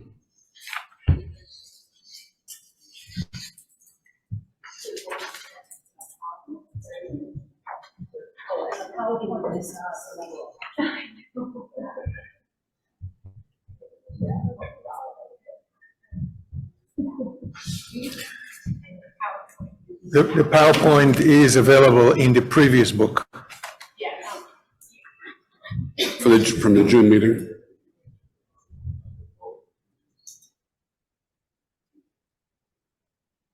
Okay, so you can go to the next slide. And CAMTC has been around for 14 years, and there have been questions about what has changed over the years, and whether things have gotten better for massage therapists. So having been a massage therapist for 100 years, I wanted to start with a little bit of background, and you can go to the next slide. There were police permits. So prior to 2009, when the first certificate was issued, almost all but the smallest and most rural cities required permits to practice massage and another to operate a massage business. I'm going to begin with my own story. In 1974, I applied for my first California massage permit in San Rafael. The police chief himself called me into his office for an interview. Much to my surprise, he said he was denying my permit because he could see that I had no state or federal criminal record, but he had no way of knowing if I had a prostitution record in New York City, where I had moved from. I never had anybody accuse me up until then of being a bad girl, so I burst into tears. He reluctantly gave me the permit with a warning. Next slide. That wasn't me. So naively, since yes, I was born yesterday, I then applied for a job at a business called the Wolf's Den. The name didn't ring a flag, raise a red flag. I had previously worked in New York City at an upscale fitness club massaging only women, and I was unaware of brothels. The owner of the Wolf's Den asked me to come for an interview at his private office, which was a little room in the back of an empty warehouse with nothing but a small desk, 2 chairs, and a bed. He told me that I would have to make the clients happy. Of course, I'm a massage therapist, that's what we do. Still clueless. But when he asked me for a massage and said we could use the bed since I hadn't brought a table, I drew the line, not because I suspected that he had anything else in mind, but because it was unprofessional. Next interview down the street was a massage and sauna business owned by two women. We wore white uniforms, and while we did get some wonderful clients, the majority of male clients saw our uniforms and suddenly reached for their butt and said, "Oh my God, I left my wallet in the car," never to return. Some months later, a Scandinavian couple came to buy the place. By then, I was sophisticated enough to know what they expected, and we all quit. Ole Briv and his wife also owned the San Francisco School of Massage at that time, which I learned many years later from law enforcement was selling transcripts until it was sold to legitimate owners. The Brivs also challenged San Rafael's authority at the appellate level and lost a case I came across decades later. So I can say that San Rafael is one of two biggest reasons why California has a state massage law. Using a new massage ordinance requiring certification, that business that I worked at that the Brivs bought, New Day Sauna, was finally closed 38 years later. Next slide. After that, like so many massage therapists of that time, I worked in my home and went to homes, all without permits, while going to college. You can go to the next slide. Massage therapists today are rightly concerned about inappropriate behavior, but they have no clue with what we dealt with back then. While the laws were geared to prevent females from providing sexual services to usually male clients, the reality for massage therapists was very different. I was routinely asked to cross boundaries. If not for my knowledge of massage from my family, Europe, and New York, I would have quit. With the increased awareness and growth of the profession, I can tell you from experience, it is not as it was 40, 30, or even 10 years ago.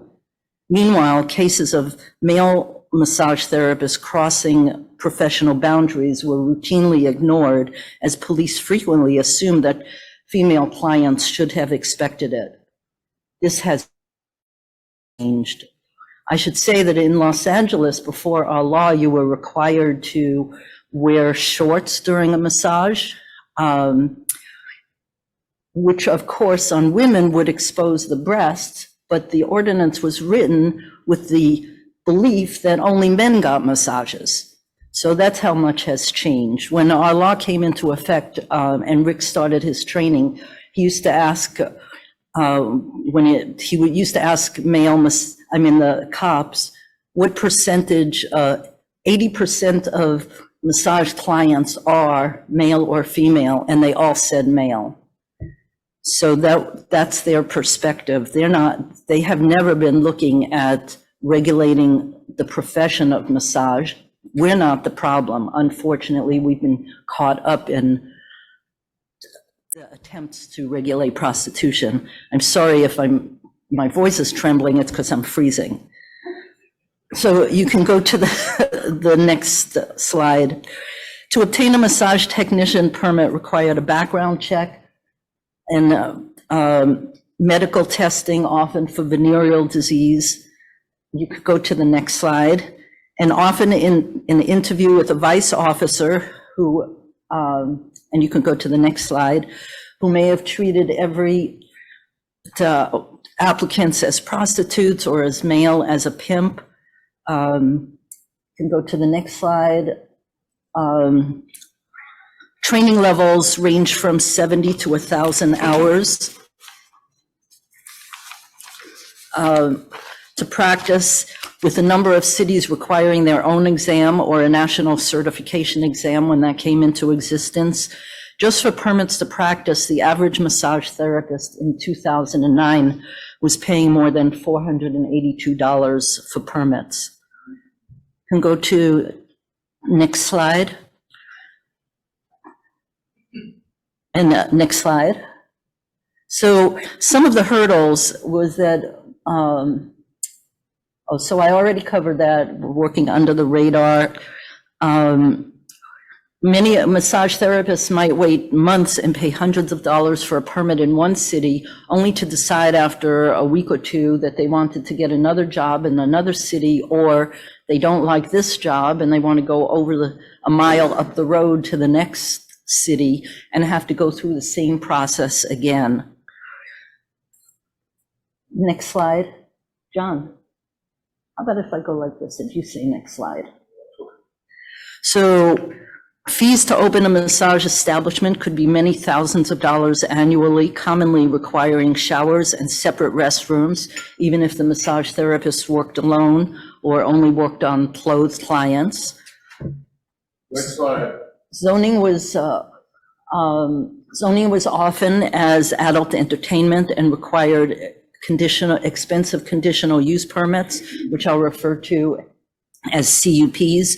It could take 6 to 12 months to get approved. And during that time, you have to pay, in most cases, you have to pay rent on an empty site that you can't use, an empty location. If you were denied the establishment, the CUP, you lost all of that money, including all the fees. In many cities, the only businesses with legal permits were illicit, the rest of the profession working off the radar. If you want to, so many massage therapists left the profession due to the double humiliation of being treated like as prostitutes, due to the permit process, and by being solicited by clients. A great deal has changed since then. Sorry, I've sort of forgotten a lot of this I was prepared to do 6 months ago. So for 21 years, I volunteered for better local ordinances until the need for a statewide approach was evident. In 2009, Governor Schwarzenegger signed SB 731, and in September 2009, I became CMT #1. That and a bunch of plaques and a big chocolate bar as my rewards. Oh, and now, so unfortunately, in 2008, due to the big recession, there were a lot of cuts to Vice. The bureau that regulated the private post-secondary schools had been sunsetted in 2007. Facilitating the growth of fraudulent schools. Human trafficking worldwide was escalating exponentially, and most relevant to us was the increase of mostly Asian women being brought over here to work in illicit massage businesses. The new law was, the new law was not welcome with open arms. A number of cities claimed charter city status and refused to exempt certificate holders from local permit requirements. California Police Chiefs Association came out in opposition once the law was passed, sponsoring a bill that would have effectively gutted our law. It passed with the author stating at one hearing that it would have allowed 8-year-old girls to be prostituted. Fortunately, the governor vetoed that bill. So there are many misunderstandings, and I think that's the next slide. Something's out of line, but massage therapists have long been desired to open businesses just like any other business. Some of the complaints made about the unique California law over the years are based on misunderstandings of the role of local government, such as the fact that self-employed massage therapists need business licenses in most cities, just like other businesses. The concern that many massage therapists validly raise is when regulations are applied unfairly and unreasonably to the profession. Expensive and onerous regulations, whether state or local, increase costs for consumers and limit access, which also harms the massage profession. On the other hand, ignoring community concern and public official concerns about illicit establishments and human trafficking results in governmental backlash and public backlash. This is exactly what happened in 2012 after 2012, when a law was amended to place limits on the ability of local governments to regulate massage establishments. That language in that bill went a little bit too far. It was a little vague. And so there was a backlash as a result of a rapid increase in the number of massage businesses. Complaints increased affecting legitimate and illicit businesses. True or not, these were viewed as a blight on communities and a hotbed of human trafficking. The 2015 Sunset Law reaffirmed the authority of local governments over zoning and massage businesses. CAMTC did work on getting a prohibition on zoning massage as adult entertainment and achieved some limits on the authority of to regulate establishments.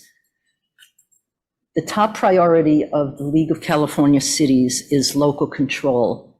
So we've all, had to deal with them to make sure that they are comfortable with this balance of authority.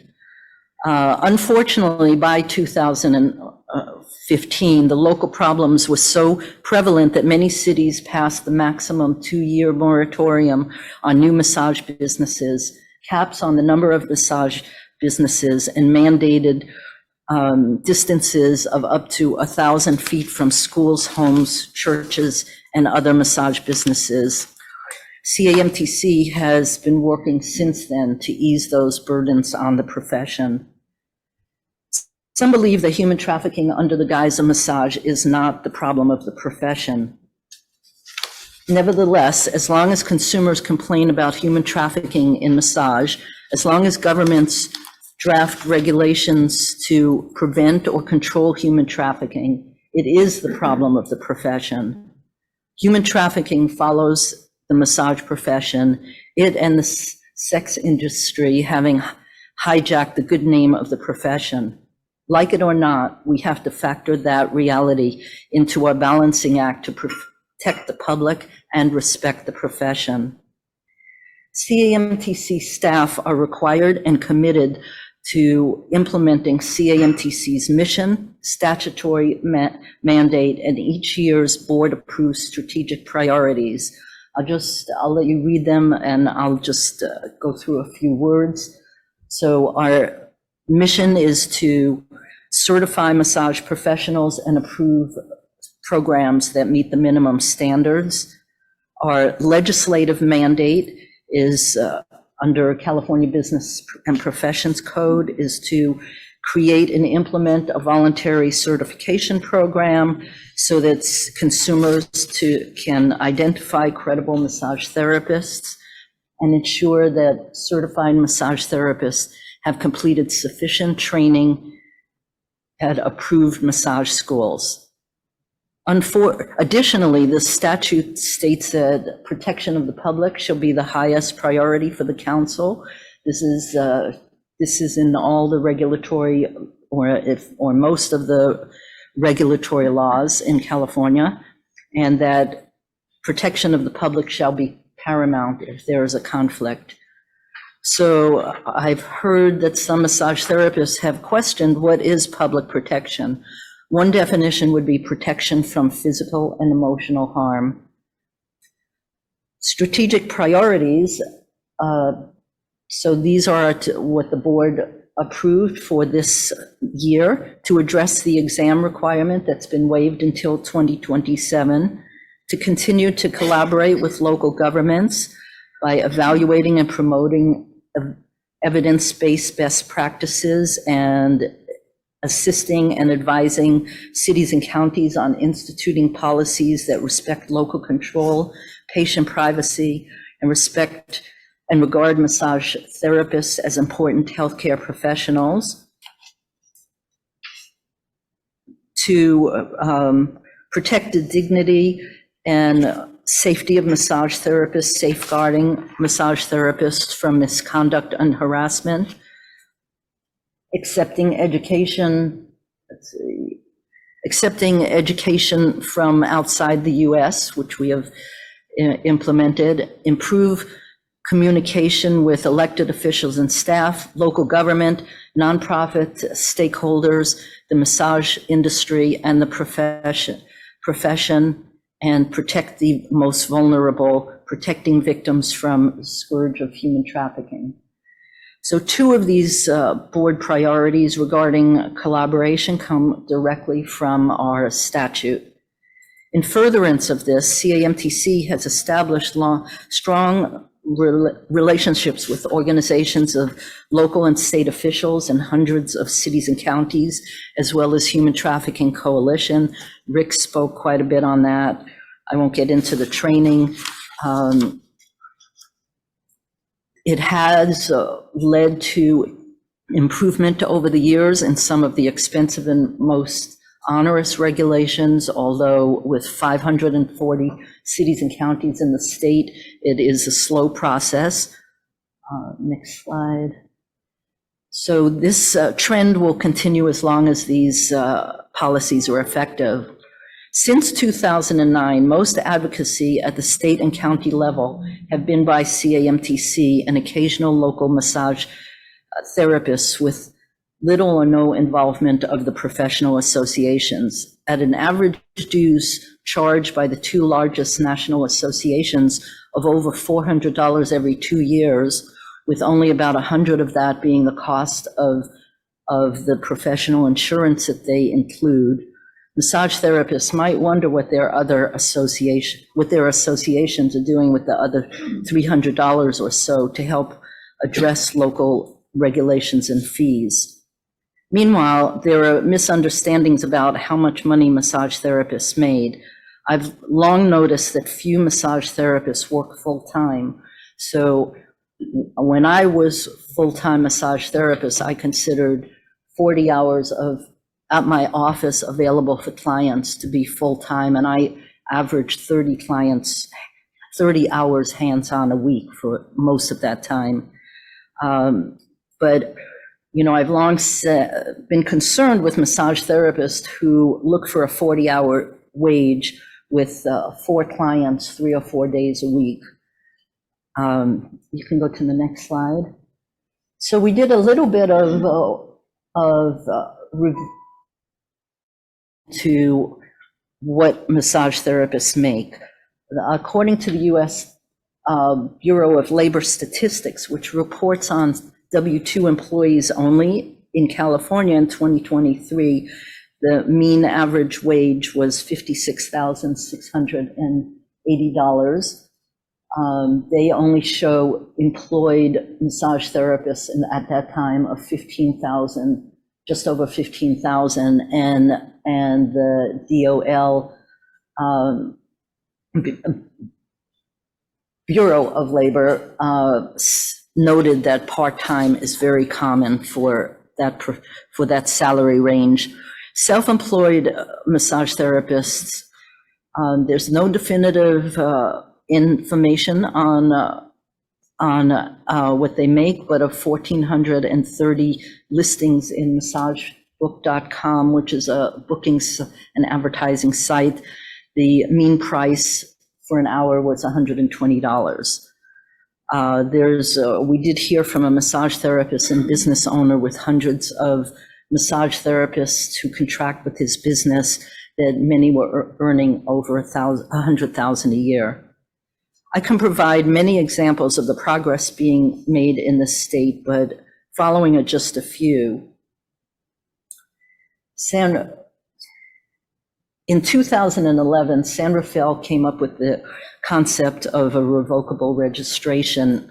That was during the time when cities and counties were limited in how they could regulate establishments, and it was kind of a creative way of giving them some way of closing an establishment. It has proven to be one of the most efficient and cost-effective means to close establishments. And in 2015, the legislature encouraged cities to enact revocable registrations in the Massage Therapy Act. However, it was not successful by itself. So here's a case where you can have a great ordinance and nothing happens. So 5 days after zoning reverted to local control, San Rafael passed an emergency ordinance prohibiting new massage businesses. A small group of independent massage therapists called MOAC, the Massage Ordinance and Advisory Committee, of which Stacey was involved, worked with the city to end the moratorium, lower fees, and enact a reasonable ordinance with fair zoning. The staff report considered conditional use permits and distance restrictions, rejecting them, noting that zoning is not meant to address problem businesses or operators. In fact, although there are some cities that still require CUPs, they're slowly being phased out. As another city attorney said, CUPs are a 20th century solution to a 21st century problem. Okay, and you can go on. As CAMTC builds on successes in policy and implementation, we're reaching out to local government with limited staff and resources. This is a challenge as cities, especially now, are facing competing budgetary demands and staff shortages. CAMTC has no authority to inspect or close massage businesses. We do our part through prevention of diploma mills, providing resources and training to local government on best practices, and denying and discipline certificate holders and applicants who violate the law. The community needs to be engaged to address the establishments that harm massage therapists, trafficking victims, and, oh my God, what did I do here? And communities. A model which is being used right now in Santa Rosa and in Sacramento County, where the local massage profession as well is working with a group of community members. I'm sorry, say that again? We went to the movies yesterday, and I noticed that the movie coming out, The Lion King, coming out like just before Christmas. I already have the movie, The Lion King.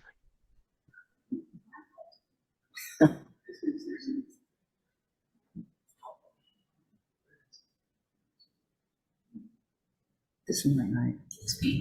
Please stand by. It looks like Jordan already muted that line. We had to change a setting because of the phone issue earlier. And so we'll have to manually mute people when stuff like that happens. So thank you. Go ahead. So as a San Mateo police captain told me in 1994, I have murders, rapes, and robberies to deal with, but when the city makes massage a priority, it becomes my priority. So as they say, it will take a village. So in Sunnyvale, I had hoped, Rick talked about Elaine Cattell from Sunnyvale, who I worked with on the ordinance and who helps us put together a great front-end program and conducts most of the Operation Get Smart training. She came to our last 2 board meetings to speak about Sunnyvale, to present this part of my presentation, but she could not make it today. So in 2015, they passed a new massage ordinance with a rigorous process for vetting and renewing applications for establishment permits, as well as ongoing oversight of the business. It's also one of the few cities to make use of labor violations as grounds for discipline of a business.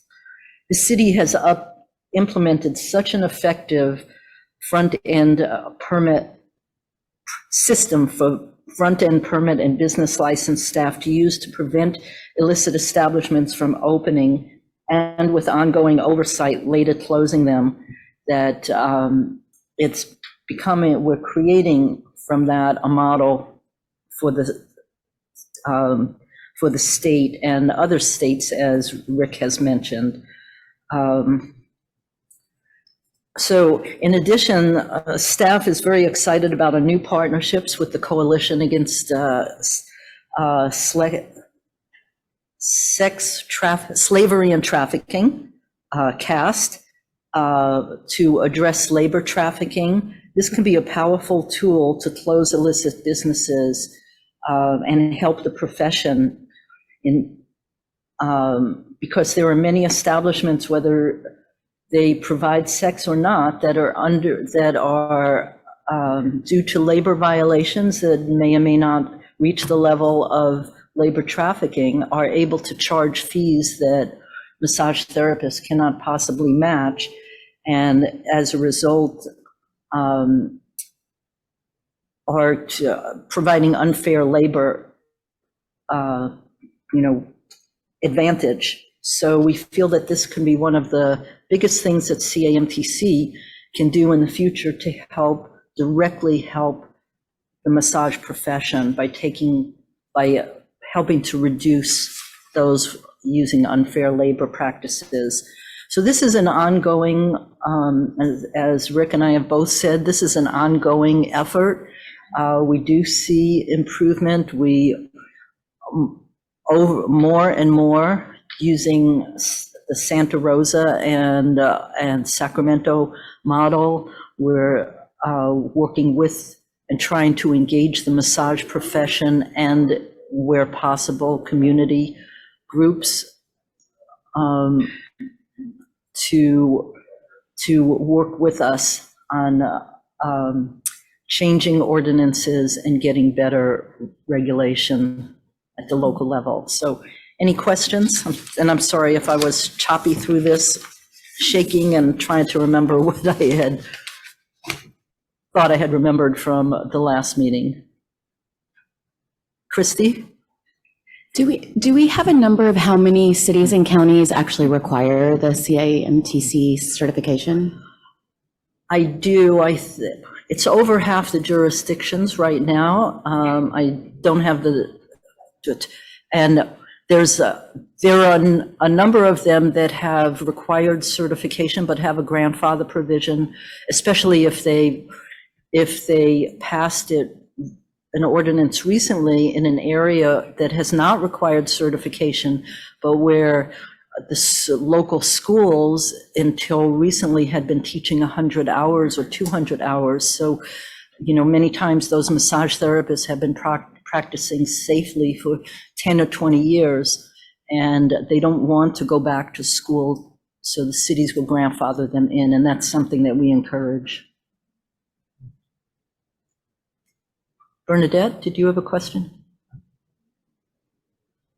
Does anybody on the board have questions?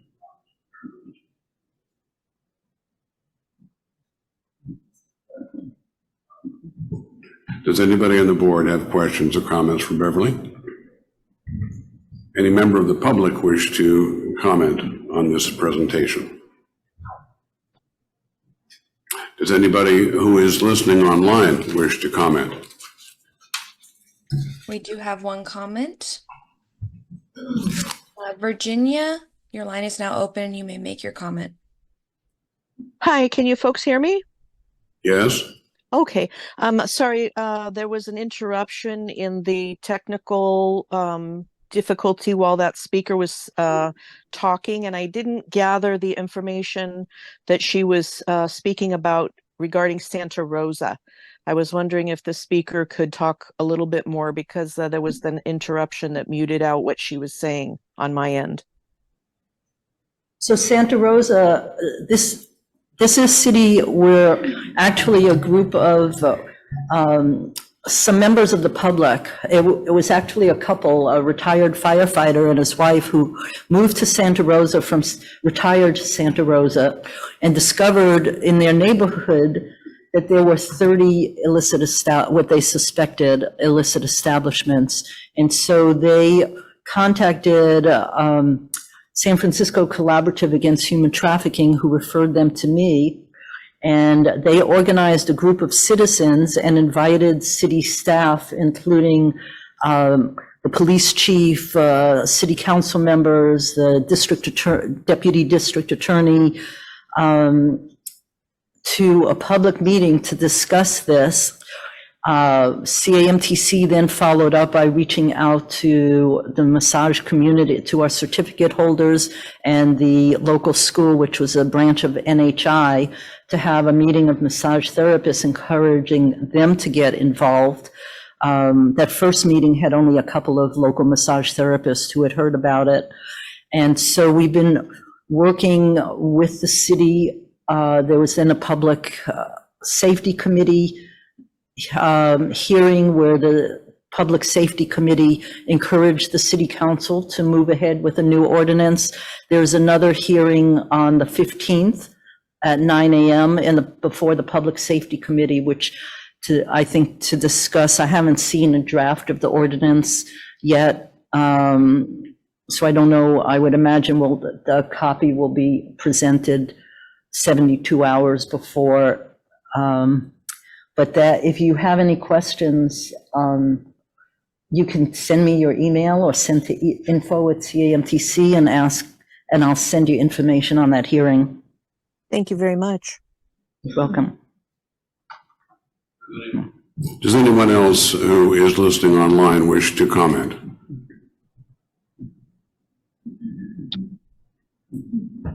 There are no further comments, so I'll now turn the meeting back to the chair.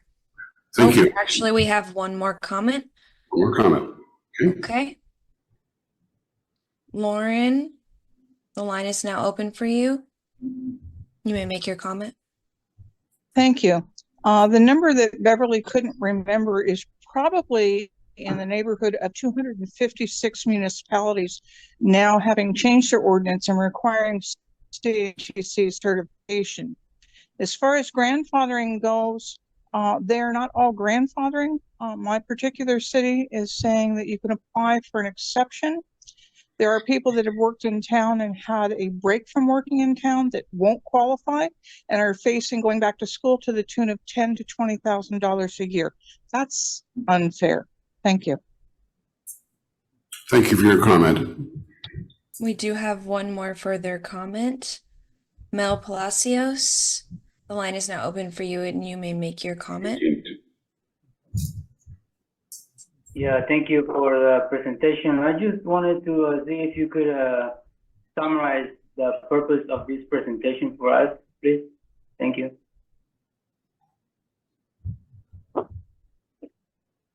Purpose was to give some history and talk about how things have changed, because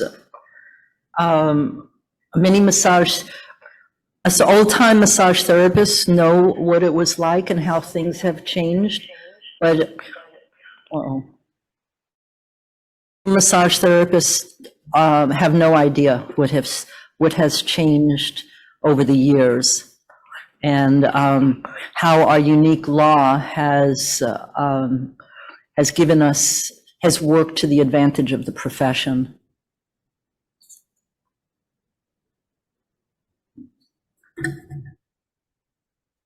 Beverly, does that answer your question? He's not able to respond. Oh, okay. Is there anybody else listening online who wishes to comment?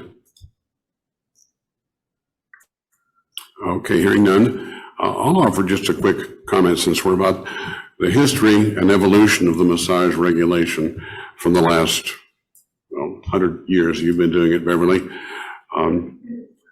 At one time when I was practicing, I had 5 different jobs in 5 different cities, which required 5 different permits.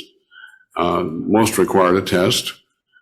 Most required a test to prove I did not have a sexually transmitted disease. And that is why I became an activist in this profession, because I won't go into details, but it's not a pleasant experience being tested. So we have, anybody who has practiced only since 2009 does not know the world as it was back when each city had its own ordinance, if they had one at all, and allowed massage. So we've come a very long way, and we're standing all on the shoulders of Beverly May, who started this whole commotion back in the early days. Thank you, Beverly, for your dedicated and long time work to help bring us to where we are. You, Joe Bob, and Rick represent what causes jaws to drop around the country when they hear what we do, how we do it, and how effective it is. So thank you for your contribution as well. We're going to move now to, I'm going to move some things around. I'm going to move to number 18, public comments regarding issues not on this agenda. If anybody from the public, first we'll start for those who are present in the room, and then we'll go to anybody who wishes to make a public comment online. This is your opportunity. And you have, in this case, you have 2 minutes each to speak.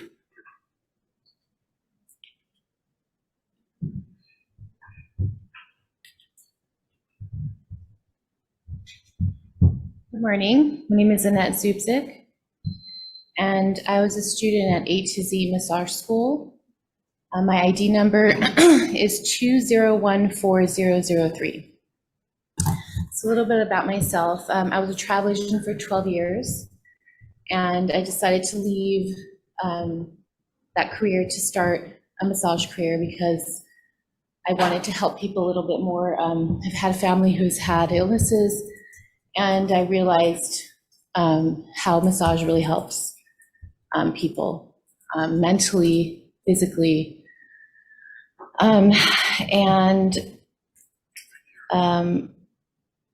I graduated about a year ago, and I've been waiting for my certification, which I haven't received because the school was put under investigation. As far as I know, the school is put under investigation because of some students that were non-English speaking. And as you see, I'm an American-born citizen. I finished all the schooling I was supposed to finish. I did everything I was supposed to do. I just think it's very, very unfair that I've been waiting so long, and nothing's my fault. I did everything I was supposed to. A lot of our students have done everything we were supposed to, and I asked the board to please understand our circumstance, to please look into our files individually. You know, we can't be punished as a group. We need to be looked into as individuals, and I just asked the board to please do this for us. I really want to do this. I really wanted this career. I really want to help people, and because of this, I can't do anything. I've had to get other jobs. This past more than a year, actually, it's been more than a year. I've got a couple of jobs to, survive, and I just would like you to please look at us as human beings and individuals. So thank you so much for your time. Thank you for coming, and thank you for your comments today.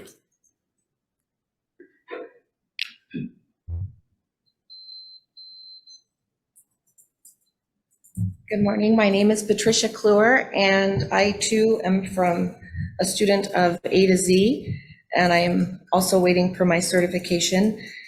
A little bit about myself is I was born and raised in Glendale, California. I'm first generation here, and I am a 35-year real estate agent. So I do have a license with the state of California where I had to have a background check to work in my profession. So I am so confused and frustrated on the process of getting my certification. I call and ask and just get a blanket statement that the school's under investigation since a certain date.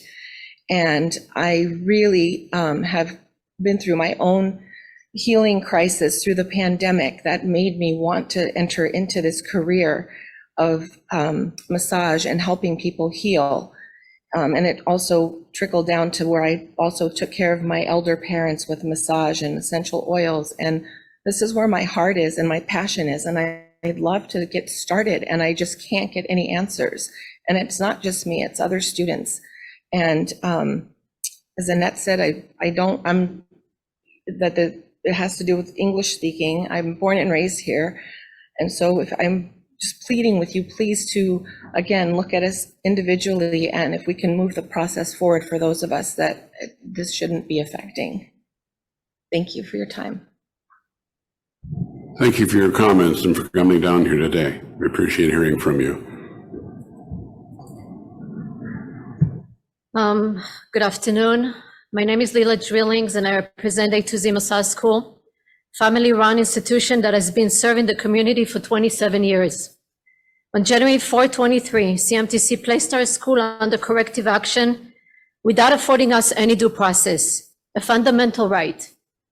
As part of this unjust action, CMTC subject A to Z graduate to invasive, unprecedented interviews.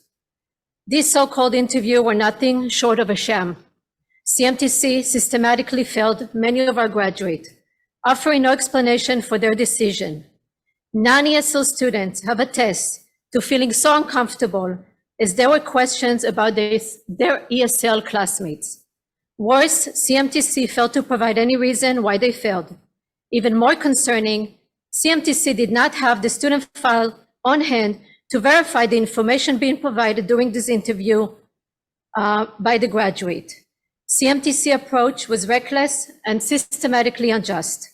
On September 7, 23, the court granted A to Z an injunction affirming the CMTC failed to provide a fair process to our school. As a result, the judge prohibited CMTC from conducting a hearing for our graduate as a condition for certification. Yet, within days of this court ruling, CMTC retaliated by launching a new so-called investigation, claiming A to Z might not have followed their policies. And I emphasize the word might. That was the letter. This vague accusation came with no concrete explanation, baseless smear campaign. For 22 months, almost 2 years, CMTC has kept our school under this unjust corrective action, and for 13 months, they have dragged us this so-called investigation. They show no intent to bring this ordeal to a fair conclusion, instead using the under investigation label as a shield to deflect any question.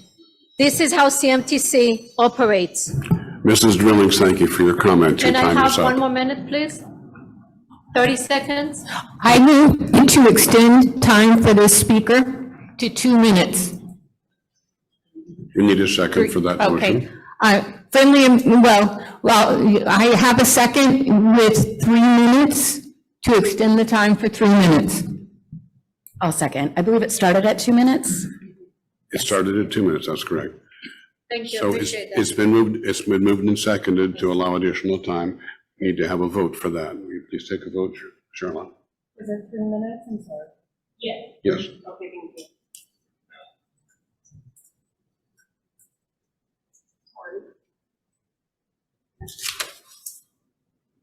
Mark Dixon, Yes. Shanna Faber, Yes. Jeff Foreman, No. Sarah Frazier, Yes. Jennifer Gonzalez. Yes. Michael Marylander, Yes. Bernadette Murray, Yes. Stephanie Powell, Martha Stoffer, Yes. and Christy Underwood. Yes.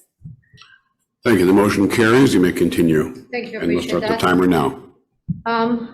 Our thriving family business, built on 27 years of hard work, has been all but destroyed.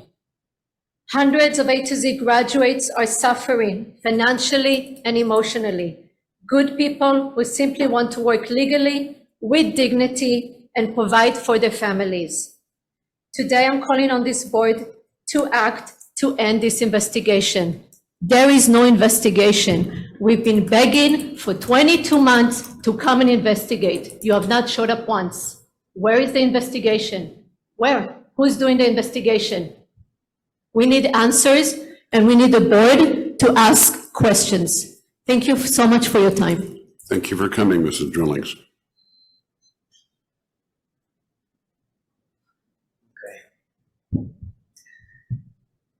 My name is Ben Drillings, representing A to Z Health Massage Schools, and I'm here to speak on behalf of over 300 students that are not working for 22 months, who have been left in limbo for nearly 2 years because of CMTC unjust actions. CMTC decisions are not only destroying business like mine, but robbing these graduates of their livelihoods, their careers, and their futures. These are hardworking people whose only goal is to work legally in their field. I urge you to take immediate steps to end this injustice. For 27 years, A to Z Health has been beacon in the community, serving as a trusted institution. Yet CMTC has done everything in its power to destroy what we have built. You have targeted me, my school, and my students without any cause. What makes this even more outrageous is that our student demographic is no different from any other massage school in California. We have the same demographic of every other schools in California. Yet you have singled us out for special scrutiny while accepting education from under-regulated school abroad. You treat our fine graduates like criminals. Shame on all of you. You're sending people to Thailand when there is 40 Thailand people from my school that are not getting their certificate for 22 months. Do you understand? You're sending people to bring from Thailand that learn in Thai, and these people are sitting here, living in streets, living in the cars, have no money, calling every day, and you're sitting here in Hilton?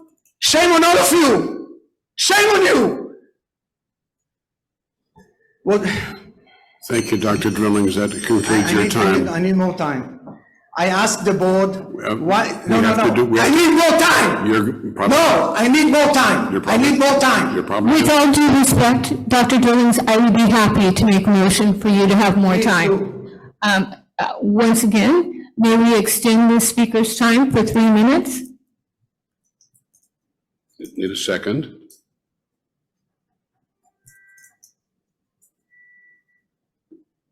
I'll second.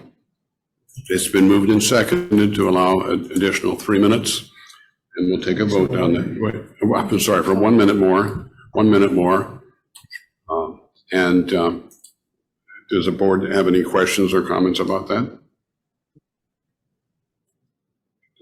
Well, don't take a vote. Okay. Mark Dixon, Yes? Sheena Faber, No. Jeff Foreman, No. Sarah Fraser, Yes. Jennifer Gonzalez, No. Michael Marylander, Yes. Bernadette Murray, Yes. Stephanie Powell, Martha Soffer, Sorry, I abstain. Christy Underwood. Yes. 5.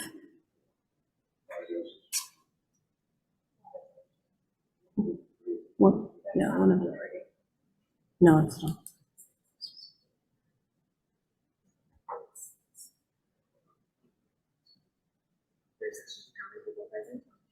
There's 10. Stand.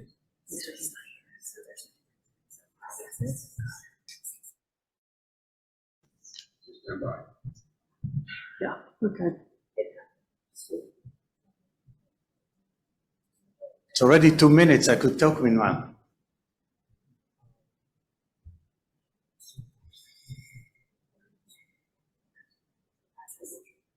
I asked the board, why A to Z is under investigation? Anyone knows who is doing the investigation? Rick, who's doing the investigation? You don't know. Do you know anyone? No. Anyone from the board knows who is doing the investigation? Dr. Drillings, this, You are the supervisor, 22 months. Dr. Who is Drillings, doing the investigation? Rick doesn't know. Who knows? Dr. Drillings, He this, doesn't know. Do you know who's doing the investigation? Dr. Drillings, Tell this, me. Dr. Drillings, this format does not allow back and forth conversation. Okay, do I have a minute? We're not allowed to discuss items in litigation in open session. Okay, do you have a minute? I believe we passed the motion. Okay. And So I asked the board why we are under investigation. Who is conducting this investigation? And why is he's it just dragging for 22 months? When will it end?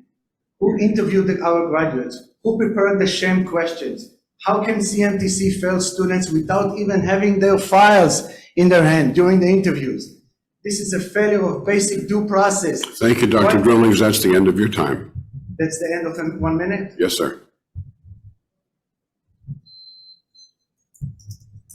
The board will be discussing this matter in closed session. Shame on you. Later Shame on today. any of you. Your time is up. Mark, you call me all the time. You hire my graduates. Martha, you ask me to train your people. What's going on? Suddenly I'm 22 months in investigation? I was in this board. Dr. Dwellings, your time is completed.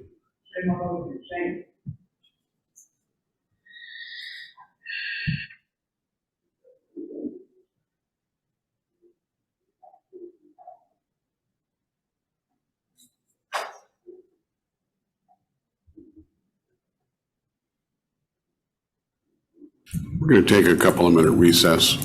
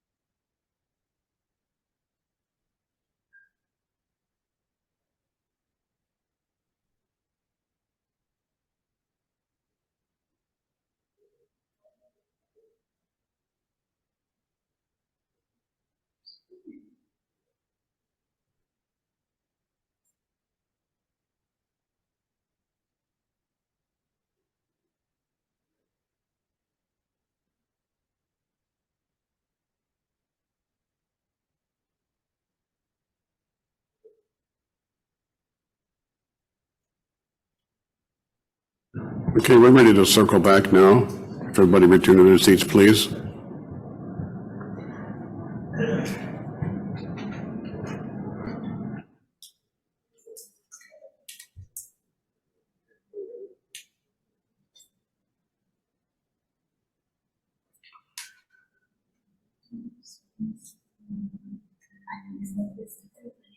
Say again?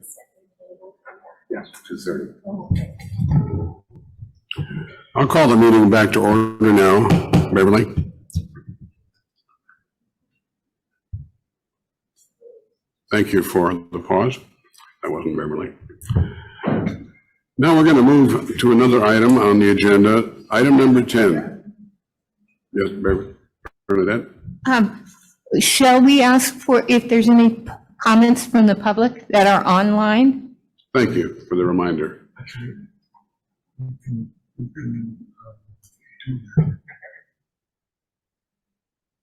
The chair has called for public comment. Please use the raise hand. I did not yet call for public comment. Excuse me. Online.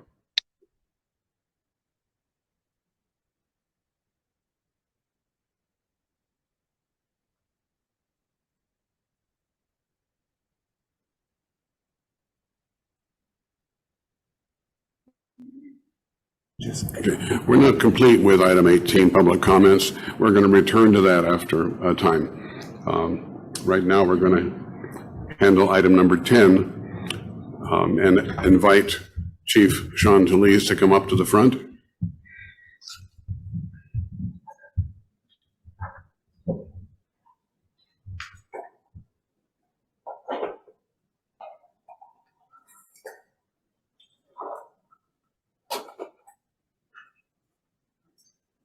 Hi, Chief. Thanks for coming. My pleasure. It isn't often in a working career you work with very many people who really impress you with their integrity, their dedication to their chosen field, and their caliber of performance. We have a member who served on our board for about 5 years, A little bit more. as an appointee of the California Police Chiefs Association, who has since left the board. And we've invited him back because of his exemplary contribution to the success of CMTC to receive an award, and it's quite apt. It reads, "There is a long list of reasons for the California Massage Therapy Council to honor Police Chief Sean Tulise. He is noted most for his incredible decency as a human being." It's with great pleasure on behalf of the board to present this to you. I wish you much success in your rest of your career. Thank you. I appreciate it.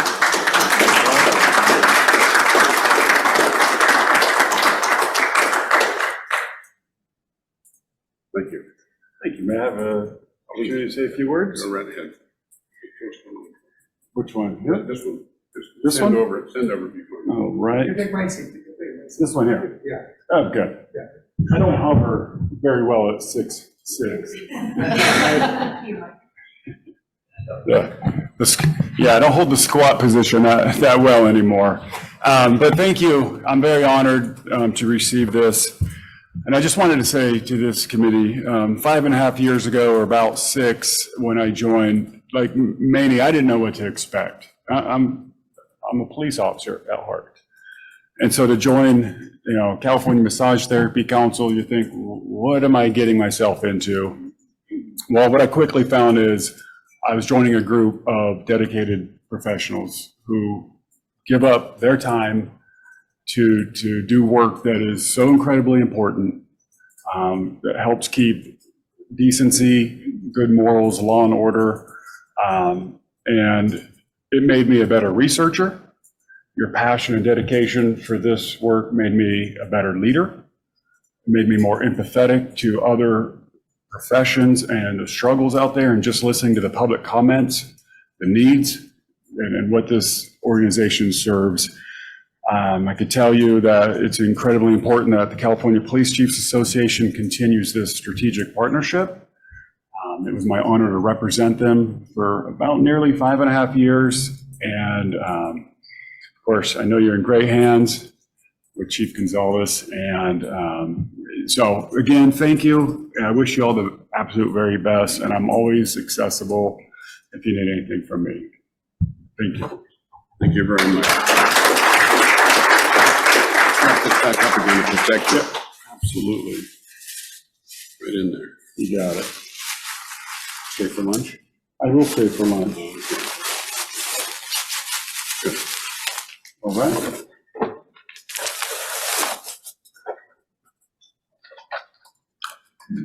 So at this moment, we will adjourn for lunch.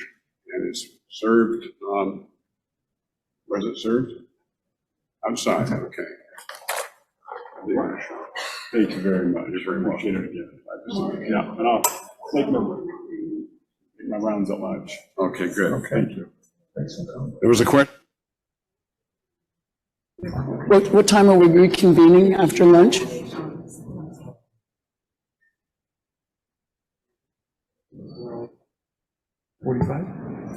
This meeting is recessed until 12:45.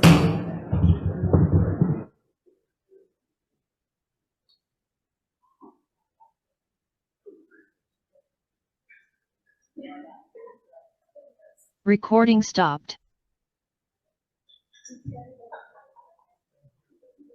Off on that, we're going to go to number 9, strategic priorities.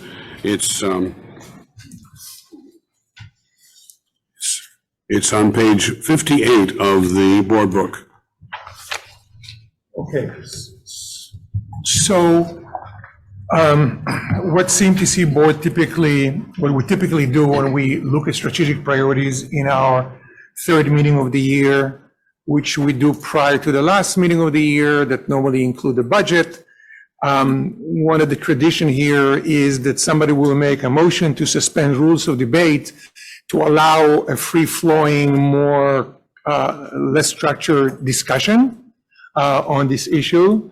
And when we are done with all of that, then you go back to your rules of debate. So first of all, I'd like to suggest that somebody makes that motion before I proceed with that section. And by the way, In your book, it's page 58. So we're asking for a motion to suspend the rules of order. Rules of day. I'll make that motion. Christie? And a second, Shayna? It's been moved and seconded. I don't think there's a requirement for comment here. We'll take a vote.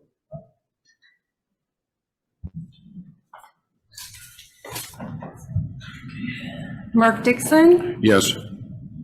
Sheena Faber, Yes. Jeff Foreman, Oh, Yes. thank you. Sarah Fraser, Yes. Jennifer Gonzalez, Yes. Michael Marylander, Yes. Bernadette Murray, Yes. Stephanie Powell, Yes. Martha Soffer, Yes. Christy Underwood. Yes. motion carries. So now we just sit around the campfire. Exactly. That almost Yeah. tell the stories. So to make things even a little further more interesting, what I'm proposing is that we bifurcate this section into two parts.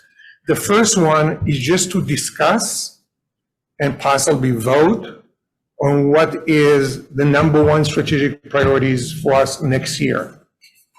Then after that is being discussed, then the board can discuss maybe that should be the only priority. So historically, if you look a couple of years back, before we went through a sunset review, the board adopted one item as a strategic priority for that year, which looked very similar to what you see in here. There were other situations where the board adopted, a few more on top of it. I think the advantage of doing it, first of all, one, and then all the rest, is can be a board member that may support item number one as be like the most important part. But if you wrap everything together and force somebody to vote on everything, they say, well, I would have supported number one, but I'm not exactly sure, but number three, so I'm going to abstain. I'm going to vote no. So to avoid all of that, to make sure that everybody has the opportunity to really weigh in and express the position of what's the most important, I'm proposing, which okay with you, that we take it into two parts, and depends on how long it'll take. We may start with part one and then continue with additional parts later in the agenda, either later today or tomorrow. We don't have to finish everything in one sitting, but we felt that this number one is so pivotal and critical that let's just focus on this first. So, clearly what number one talks about is making sunset review number one paramount priority for next year, for 2025. And what it states is that the board, if the board adopted, want to make specifically that having a successful outcome of the sunset review is a number one priority, and further define what successful means. Successful, the way it's defined over here, is the continuation of CAMTC as a nonprofit organization doing volunteer certification program, certification program, and approval of the schools in the state. And in case the other priorities come up and there's conflict, there's a limitation of resources, how they need to be deployed, that this is number one priority and it takes precedence over anything else. So it trumps everything else. So that's kind of what we're putting on the table. And it's an open discussion, so any board member that would like to participate in this conversation, please, this is your time. So that we know what we're actually discussing, I'll make a motion, and it'll be that we'll be discussing and debating. So the motion is to approve sunset review, the number one priority, as a standalone strategic priority for the coming year. I'll second that. Seconded by Sarah. Thank you, Sarah. I'll speak in favor of it now. Almost by definition, this sunset review item has to be the first priority because everything else follows. I won't say that CMTC touched down its operation during sunset review, but it does occupy a tremendous amount of our collective bandwidth. Every part of CMTC's leadership is involved, and it's an all-hands-on-deck effort to prepare us for sunset, to make a case for what we've done, what we intend to do in the future, and how well we did it. This will be my 4th sunset review, and it is an all-consuming function, and by that definition, it has to be our first priority. So that's my statement in favor and in support of that motion. Sarah. I just wanted to say that we as a board tend to get caught up on single issues that hinder us from approval. And so I do think that this would be a good process for looking at it individually. Thank you. Everybody's free to speak once. So I have a couple of questions. Amos, can you tell us the timeline? So the report is going to be due in about March, is that correct? No. So just to orient those of who are new, so as you know, typically when you go through a typical sunset review, we receive the sunset questionnaire, which you actually have a sample of it here in the book, in the packet. And we typically receive it in March, the year before the sunset, right? So this is where they typically would send it to us. And then we have between March until December 1st, where typically they ask us to submit the book. And by the way, once you start filling these questionnaires, if you're going to go online and look at previous sunset reviews, they are 800 pages or something like that. I think yours, you divide it into 2 books because, you don't want a workman comp lawsuit when legislative staff pick up your books. So I've seen yours, okay? They are massive.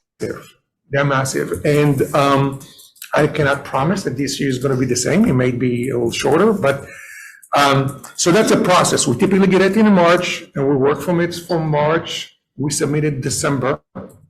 And then legislative staff receive it and they review it.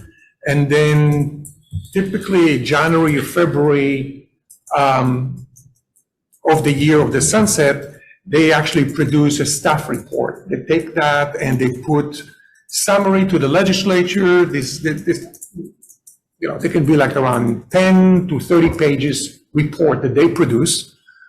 And they also raise issues, either issues that were raised in prior years, and they identify sometimes new issues. And so they would normally try to produce it like a month before the hearings. And these hearings typically take place in March, give or take, sometimes the end of February, the beginning of April.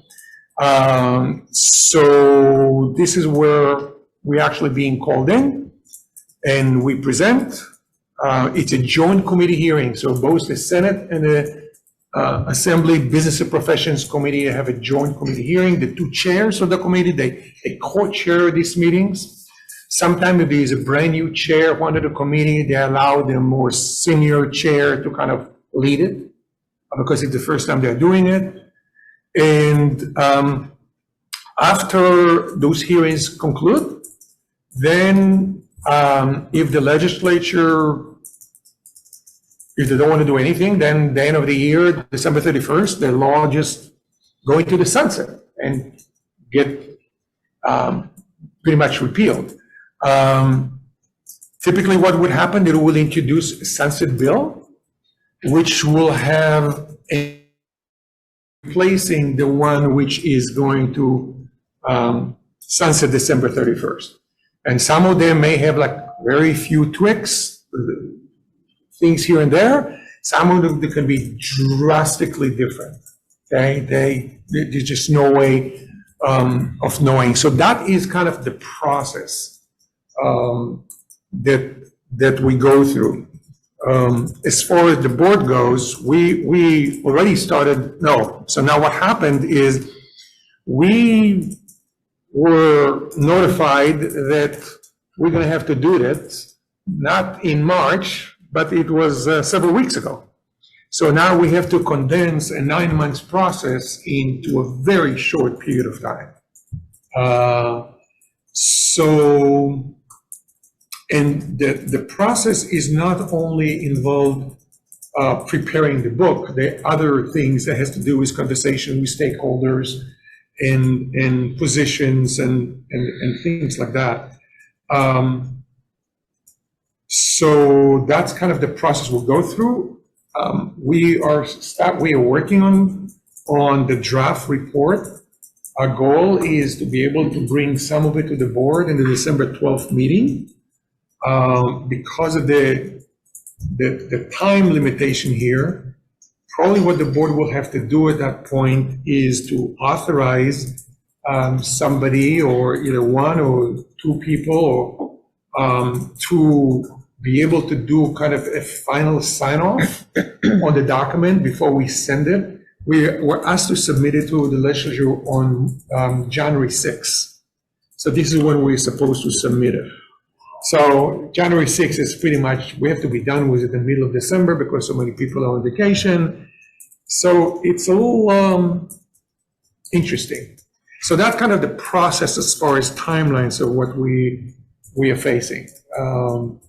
And this does not only talk about what we're doing now, it talks about as we go through the entire year, next year, is for us to make the outcome of that entire process be such that by the time the legislative session is done next year, that there is a new law on the books that continue CMTC is a nonprofit organization doing the certification of massage therapists and approval of schools. And if the legislature passed something like that to that effect, it has this concept in it. Hopefully, the governor does not veto it.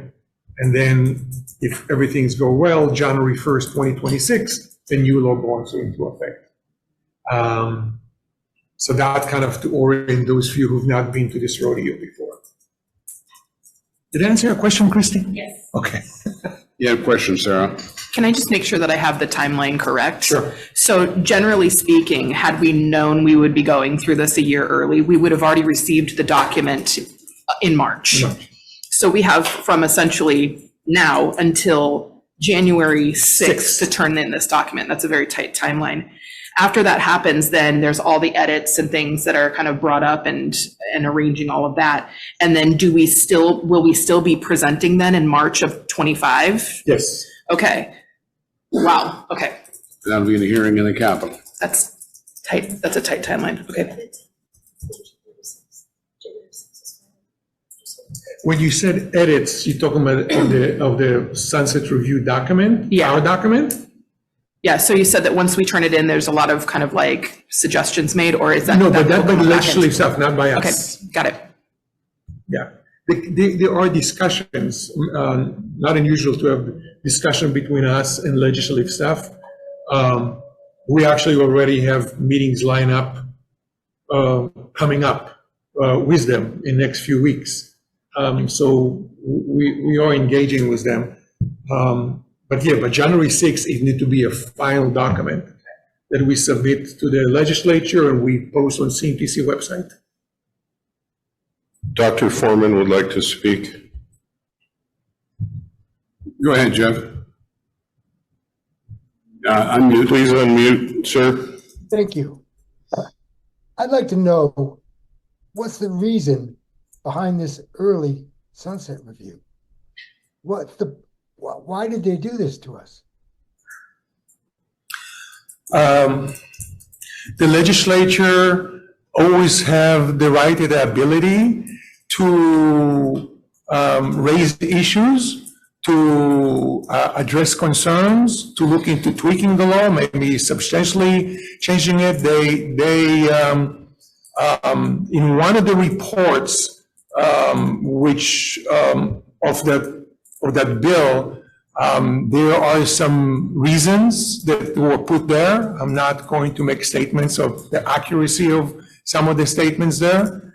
In some other reports, they're not getting into it. Like, for example, if you look at the final floor report from the Senate, it does not. But there are some issues that the legislature wanted to take a look at. As I mentioned in my report, even though it's a lot of work,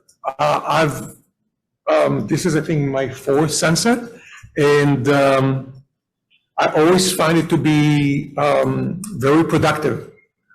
It's demanding, but I find it very productive to have the opportunity to have an open discussion on the very issues of concerns of various stakeholders. Thank you.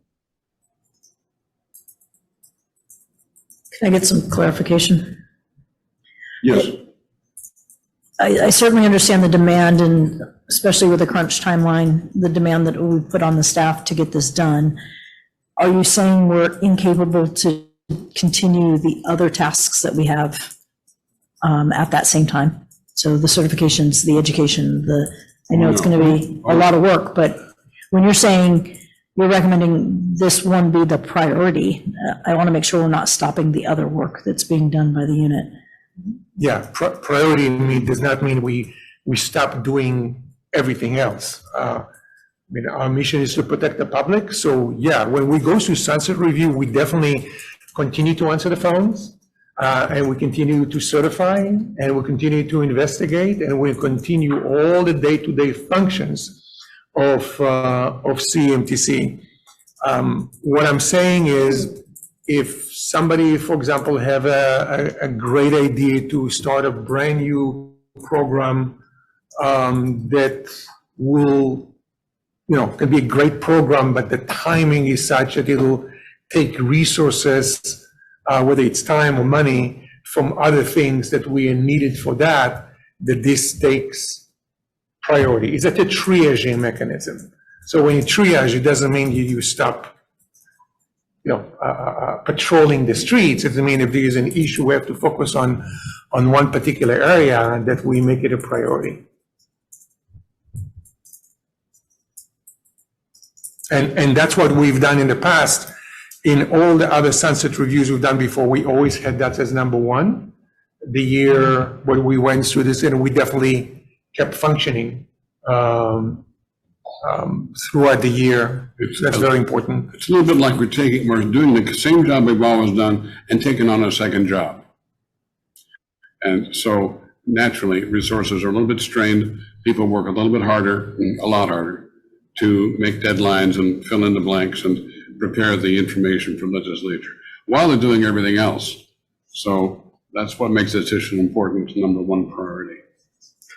Not to the exclusion of anything else, just in addition to everything else.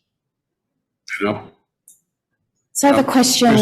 If we're thinking of maybe bringing what you can in December, and then you have that tight time frame from December to January, are you looking at like a committee of the board that would approve the final report?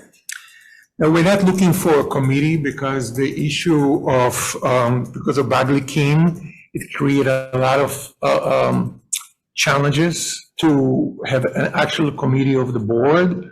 So what the board has done before, they authorize maybe the chair or the vice chair or the vice chair and the vice chair to tell you historically what happened before, to just, after the board gives feedback,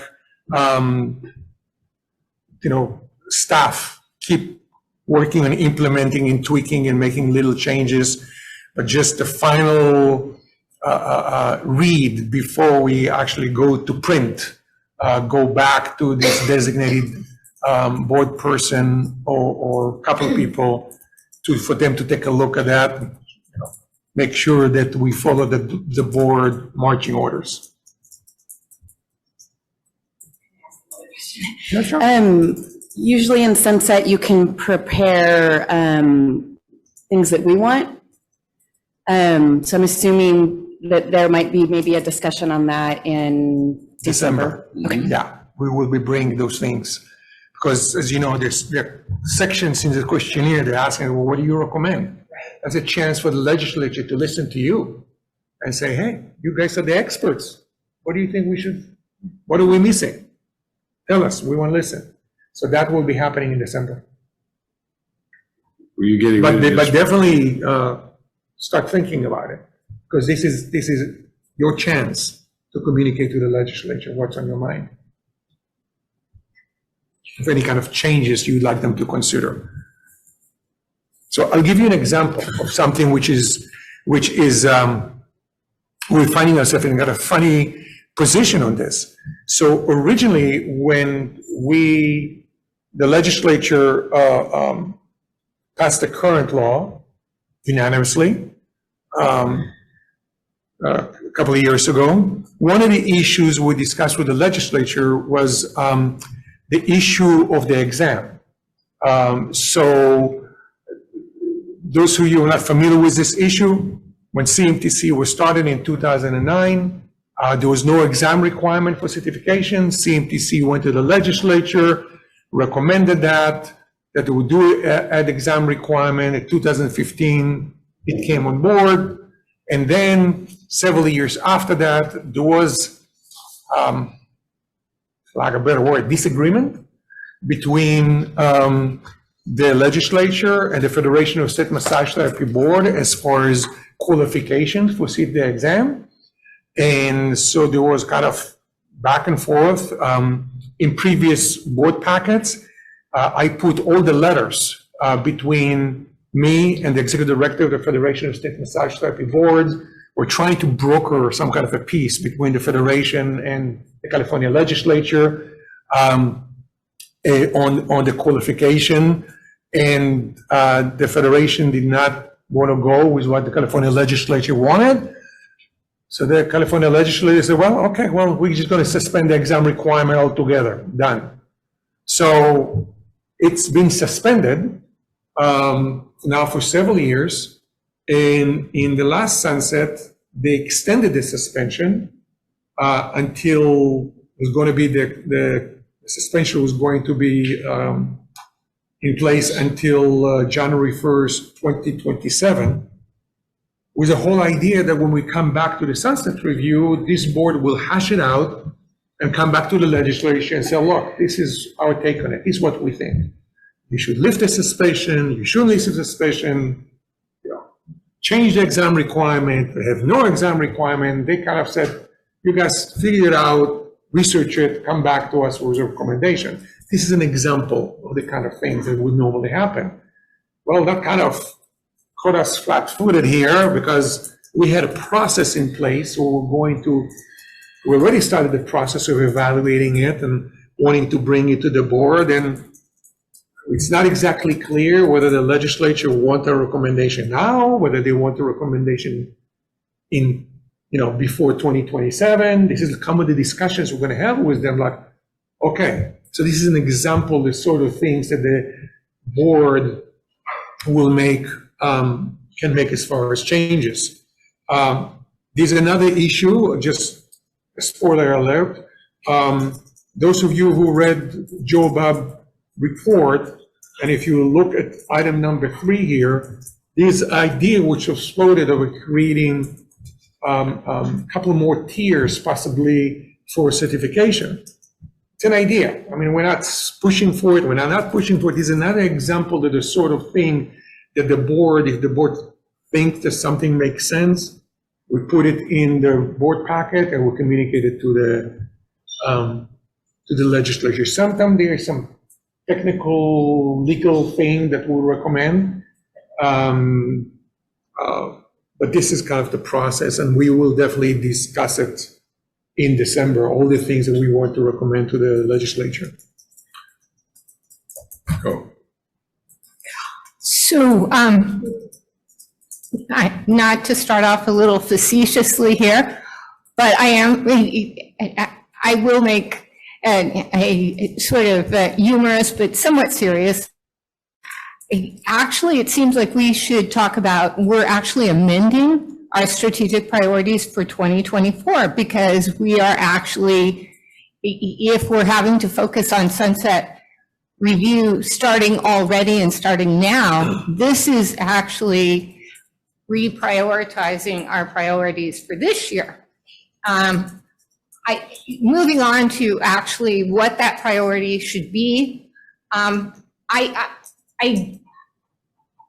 do understand why we want to say that if CAMTC doesn't continue, then none of our other priorities really matter because we're not going to be able to implement them or move forward on them. However, the thing that I come back to is when it says in 4603 that the highest priority of CAMTC shall be protection of the public, and anything that's inconsistent with that priority is the protection of the public shall trump that. I really think that with if we're looking at what really protects the public, we need to have a mandatory program. We need to have that this covers all practitioners, all of the people in California that say that they are providing massage therapy. And so that's one of the things that I think we should really strongly look at and consider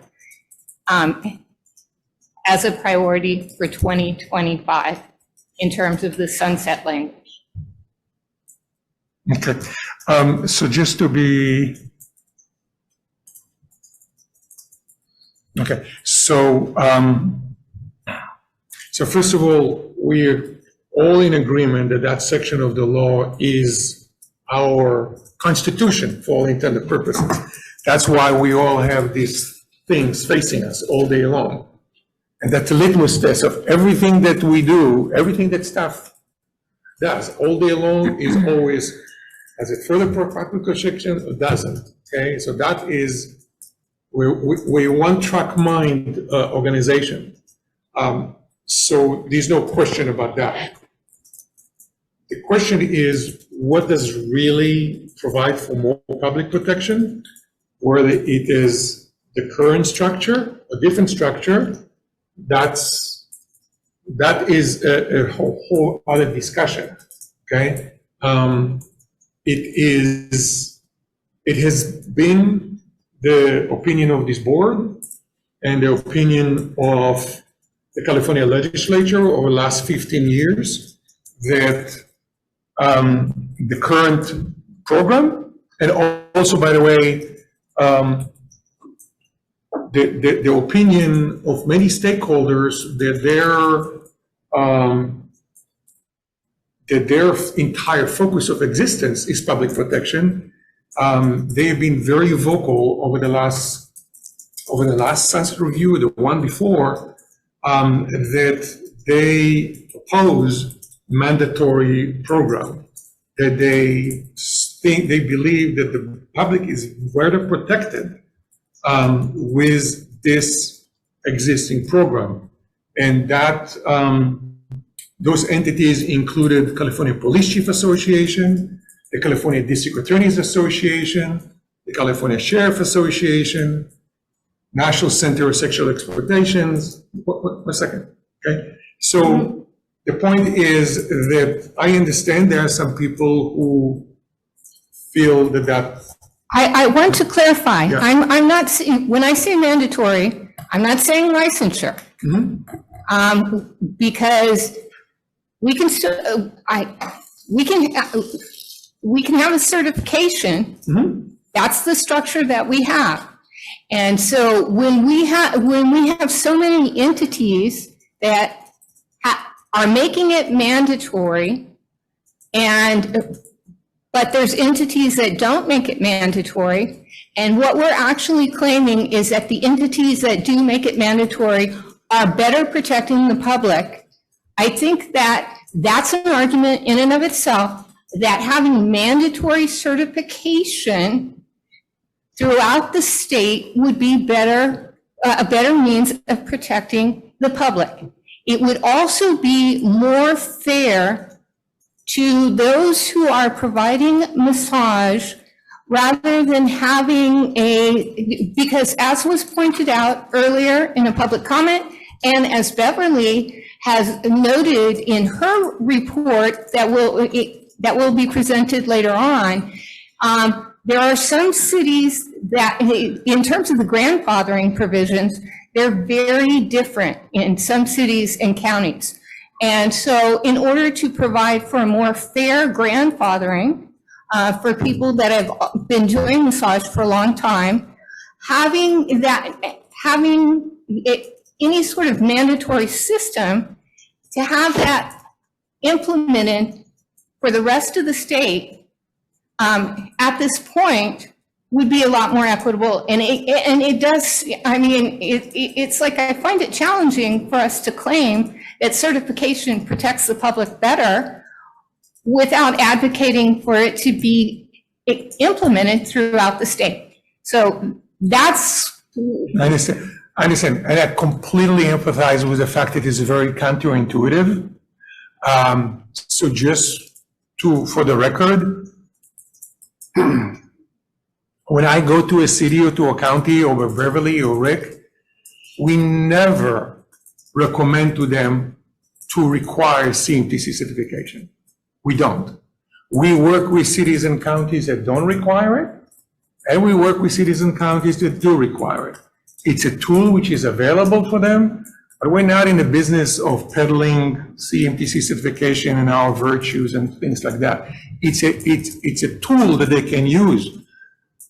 But there are many different ways that a local community can choose to protect the public. And what the legislature has done in the past, they want to allow local government, they want to allow local communities to determine their own destiny and to determine the characteristics of the community and how they want to live their lives. California is not a homogeneous state, okay? We all know that. It's a very large state, and there are communities in Northern California, rural communities, and the people who live there think about life differently than people in Southern California that, in some cities that have a different kind of orientation. That is the challenge of California. That's the beauty of California. When we go to massage school, we are taught on day one, different strokes for different folks, okay?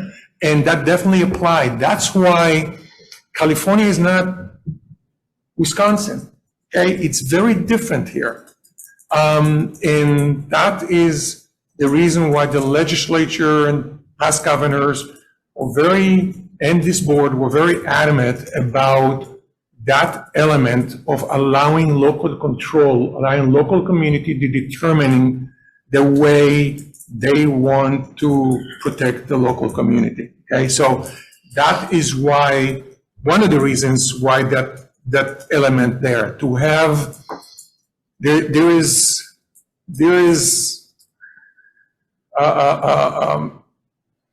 every year before elections were propositioned, you hear on the radio, don't let Sacramento politicians to shove things down your throat. It's like local control, allow cities and counties to determine how they want to live their lives. So it is there. It has been working successfully.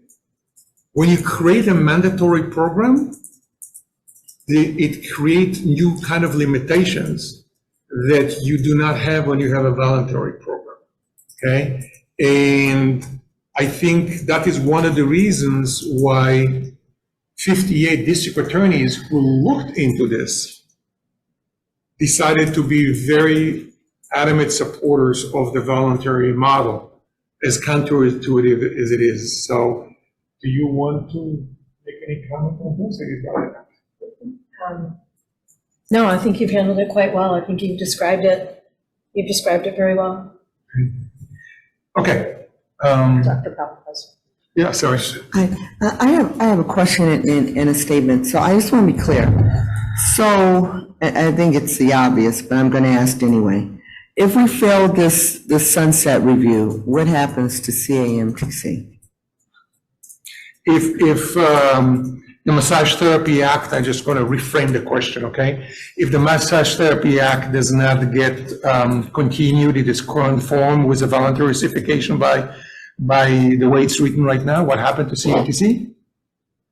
So CAMTC is a private nonprofit, it's a private public benefit corporation.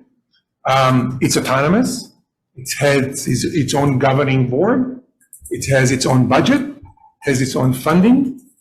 We never receive one penny from taxpayer dollars or from the state. So what happened with CAMTC is always up to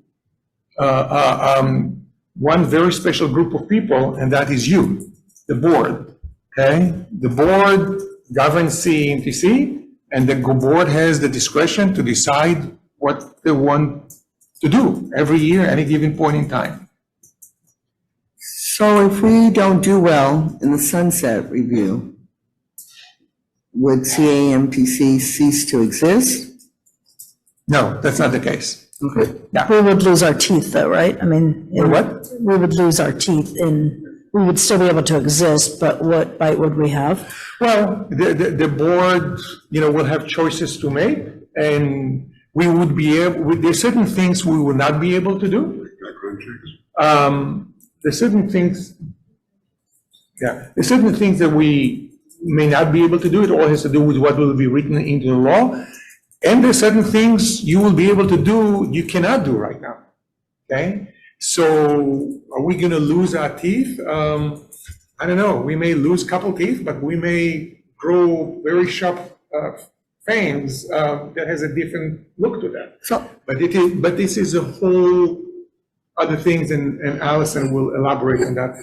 Well, what I just wanted to elaborate on is Stephanie's question, just to clarify. Sunset basically means that the law, the Business Professions Code portion of the law would no longer exist.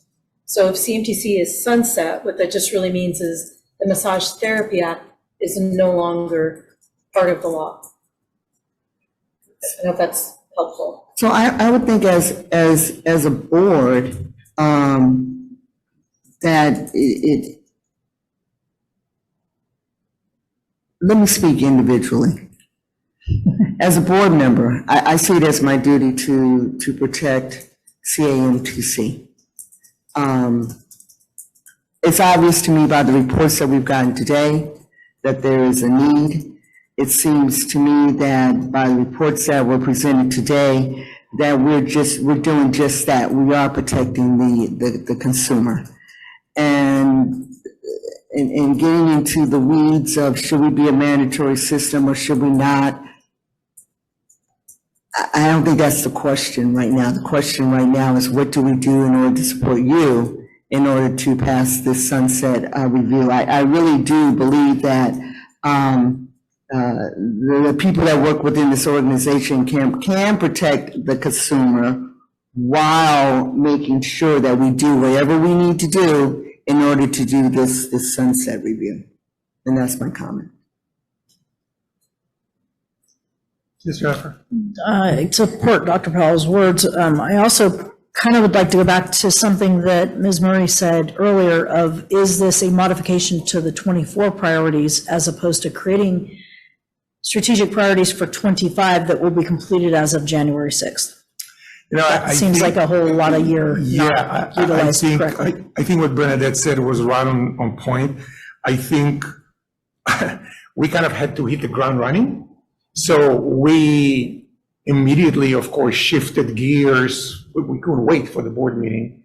So I think what we probably should do, and thank you for bringing it up, I think we should do both. We should adopt this as a number one priority for the current year and for the following year, because this is a process that start before December 31st and continue after December 31st. Right, So but it seems to be inclusive with protecting the public. Yes, absolutely. So I think using this opportunity to amend our current year and adopt it for the following year, I think makes sense. But it's not agendized as a modification to current policy, right? So how do we do that?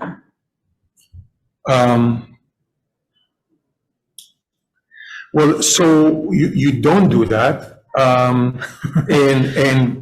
but. That gets circular, then that gets back, it's not identified as a modification to 24, it's a projection proposal for 25. Yeah, but the fact that it is, so the proposal for 25 is an outcome proposal. It doesn't mean that we cannot start working on it now. It means what we're looking to accomplish by the end of next year is this thing, whatever that thing is. But it doesn't mean that we have to wait until January 1st to start working on it. If I can So make a if comment. the board adopts it as next year, and, if we think that we need to start working on it now, we are working on it now. If we think, hey, we can wait until the middle of next year. So it is an outcome objective, not when we're gonna start actually, sit down in a chair and work on things. I mean, sunset's not a choice, so I believe you mentioned you're already working on it. So this is new to me, having strategic priorities. I have a strategic plan that's like for 5 or 7 years long. So I get it. We would have been nice to amend our goals for the rest of this year, but I think they were just amended for us. So I get it. We can vote on this today for 2025, but I just totally agree that you guys have already started working on it. We're not going to lack in consumer protection because you already started working on it. I'm not sure what I guess I was trying to say was the fact that it's not really a choice. I mean, it's going to be your top priority, I assume, no matter what.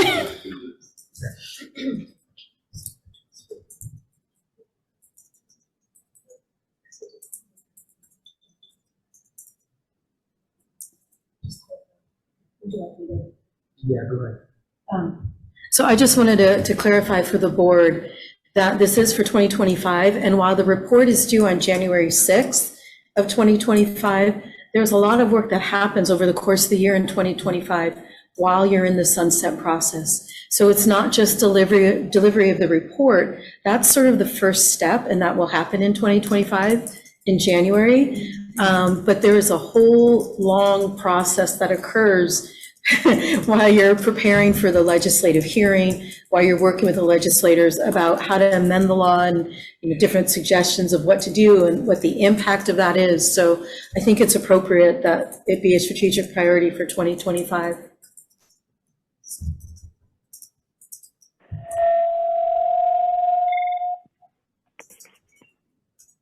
Okay, so my suggestion is for a board member to maybe consider making a motion. So go ahead. Oh, he did? The motion, there's a live motion on the floor. Yeah. We're discussing it. Okay. I have So the motion to is- approve the sunset review individually as a strategic priority, as the number one priority for the coming year, 2025. So the next question is, does anybody have any further comment on the board? Hearing none, we'll invite the public to make comment for 2 minutes on the motion on the floor. Having been involved in the 2014 sunset, it's such a load of work, and because the law was passed to move our sunset a year earlier, it seems very natural that we would start with that as soon as possible. So maybe an amendment that would be to update the 2024 strategic priorities to include this new change that the legislature has handed us, and then also continue with 2025. Thank you. Thank you, Ms. DeGoyer.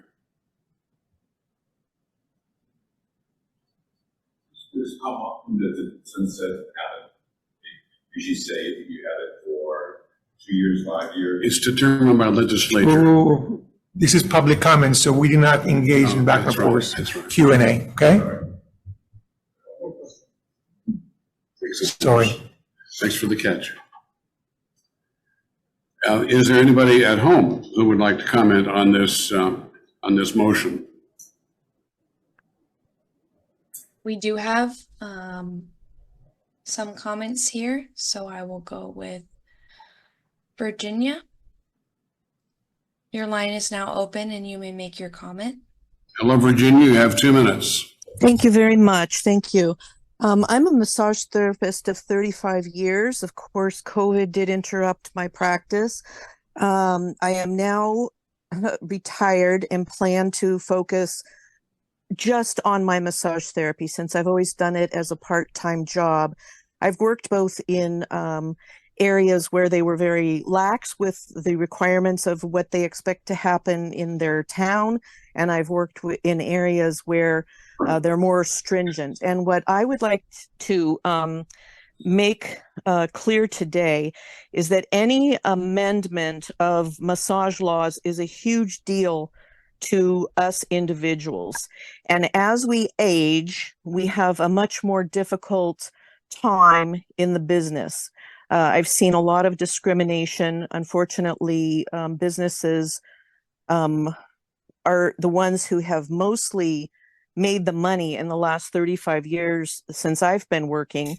Individual massage therapists are not making tons of money. And if there's any sort of amending of laws, it will be increased red tape. If there's any sort of mandatory requirements for people in the profession, then they're just going to have to keep paying more money for schooling and passing tests. And, you know, some of us have been in the business for many years, and I think that's why a tier system does need to be looked at.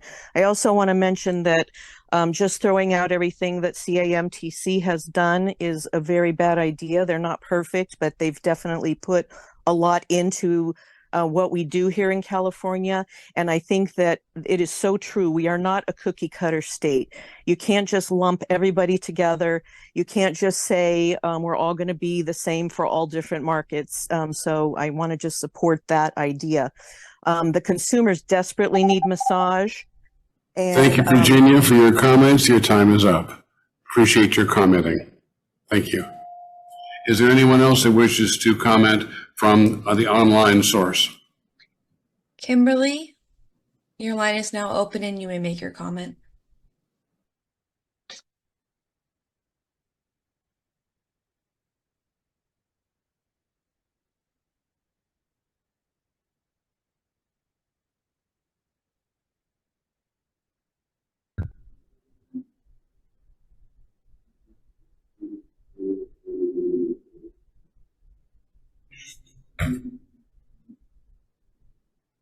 Thank you, Kimberly. Is there anyone else that wishes to comment online? There are no further comments, so I'll now turn the meeting back over to the chair. Thank you.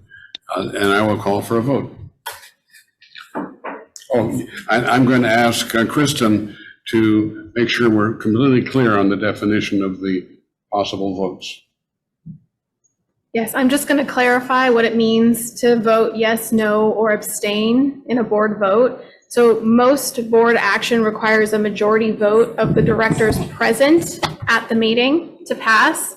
Some votes will require a higher percentage, but for purposes of this vote, it's a majority. So that means that we need, with 10 present directors, 6 yes votes to pass. If you abstain from voting, it does not count towards the yeses, it counts towards the noes. So if there are 4 people voting no, 1 person abstaining, and 5 people voting yes, that motion would not pass because it only has 5 yeses and it has 5 noes or abstentions. Yes. Thank you. Point of clarification, Brooke. Yes. Is there any requirement for abstentions to meet the abstention? There's no requirement, but usually the reason for abstaining is because you don't have the knowledge needed to vote on that matter, or there's a conflict of interest and you can't put the interests of the organization ahead of your own.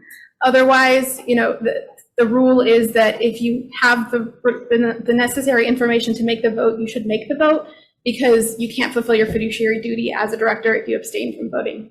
Thank you. Thank you, Kristen, and thank you, Jennifer. Please take the vote. Okay. Mark Dixon, Yes. Shanna Faber, Yes. Jeff Foreman, Yes. Sarah Fraser, Yes. Jennifer Gonzalez, Yes. Michael Marylander. Yes. Bernadette Murray, Abstain. Stephanie Powell, Yes. Martha Soffer, Yes. Christie Underwood. Yes. The motion carries. What did we decide on next? Now we're gonna do, 12. 12, We'll go to 12. 12, 13, and 14. Yes. We're going to go to 12, which involves performance evaluation and employment issues concerning the CEO. And that means we need to go to item 13. But then you may want to let the public know that. Miles? Shut the door, please. I'm chilled now. Yes, we have two closed sessions coming up. One is for item 13, closed session regarding CEO performance, and then 14, closed session with CMTC legal counsel pursuant to California Government Code, Section 11126E. So we will have two back-to-back closed sessions at this point. And the anticipation is that it will take the rest of the day to do that. You're welcome to stay until we come out of closed session to know and learn whether we may take any action during closed session. But that will be probably the last thing we do today.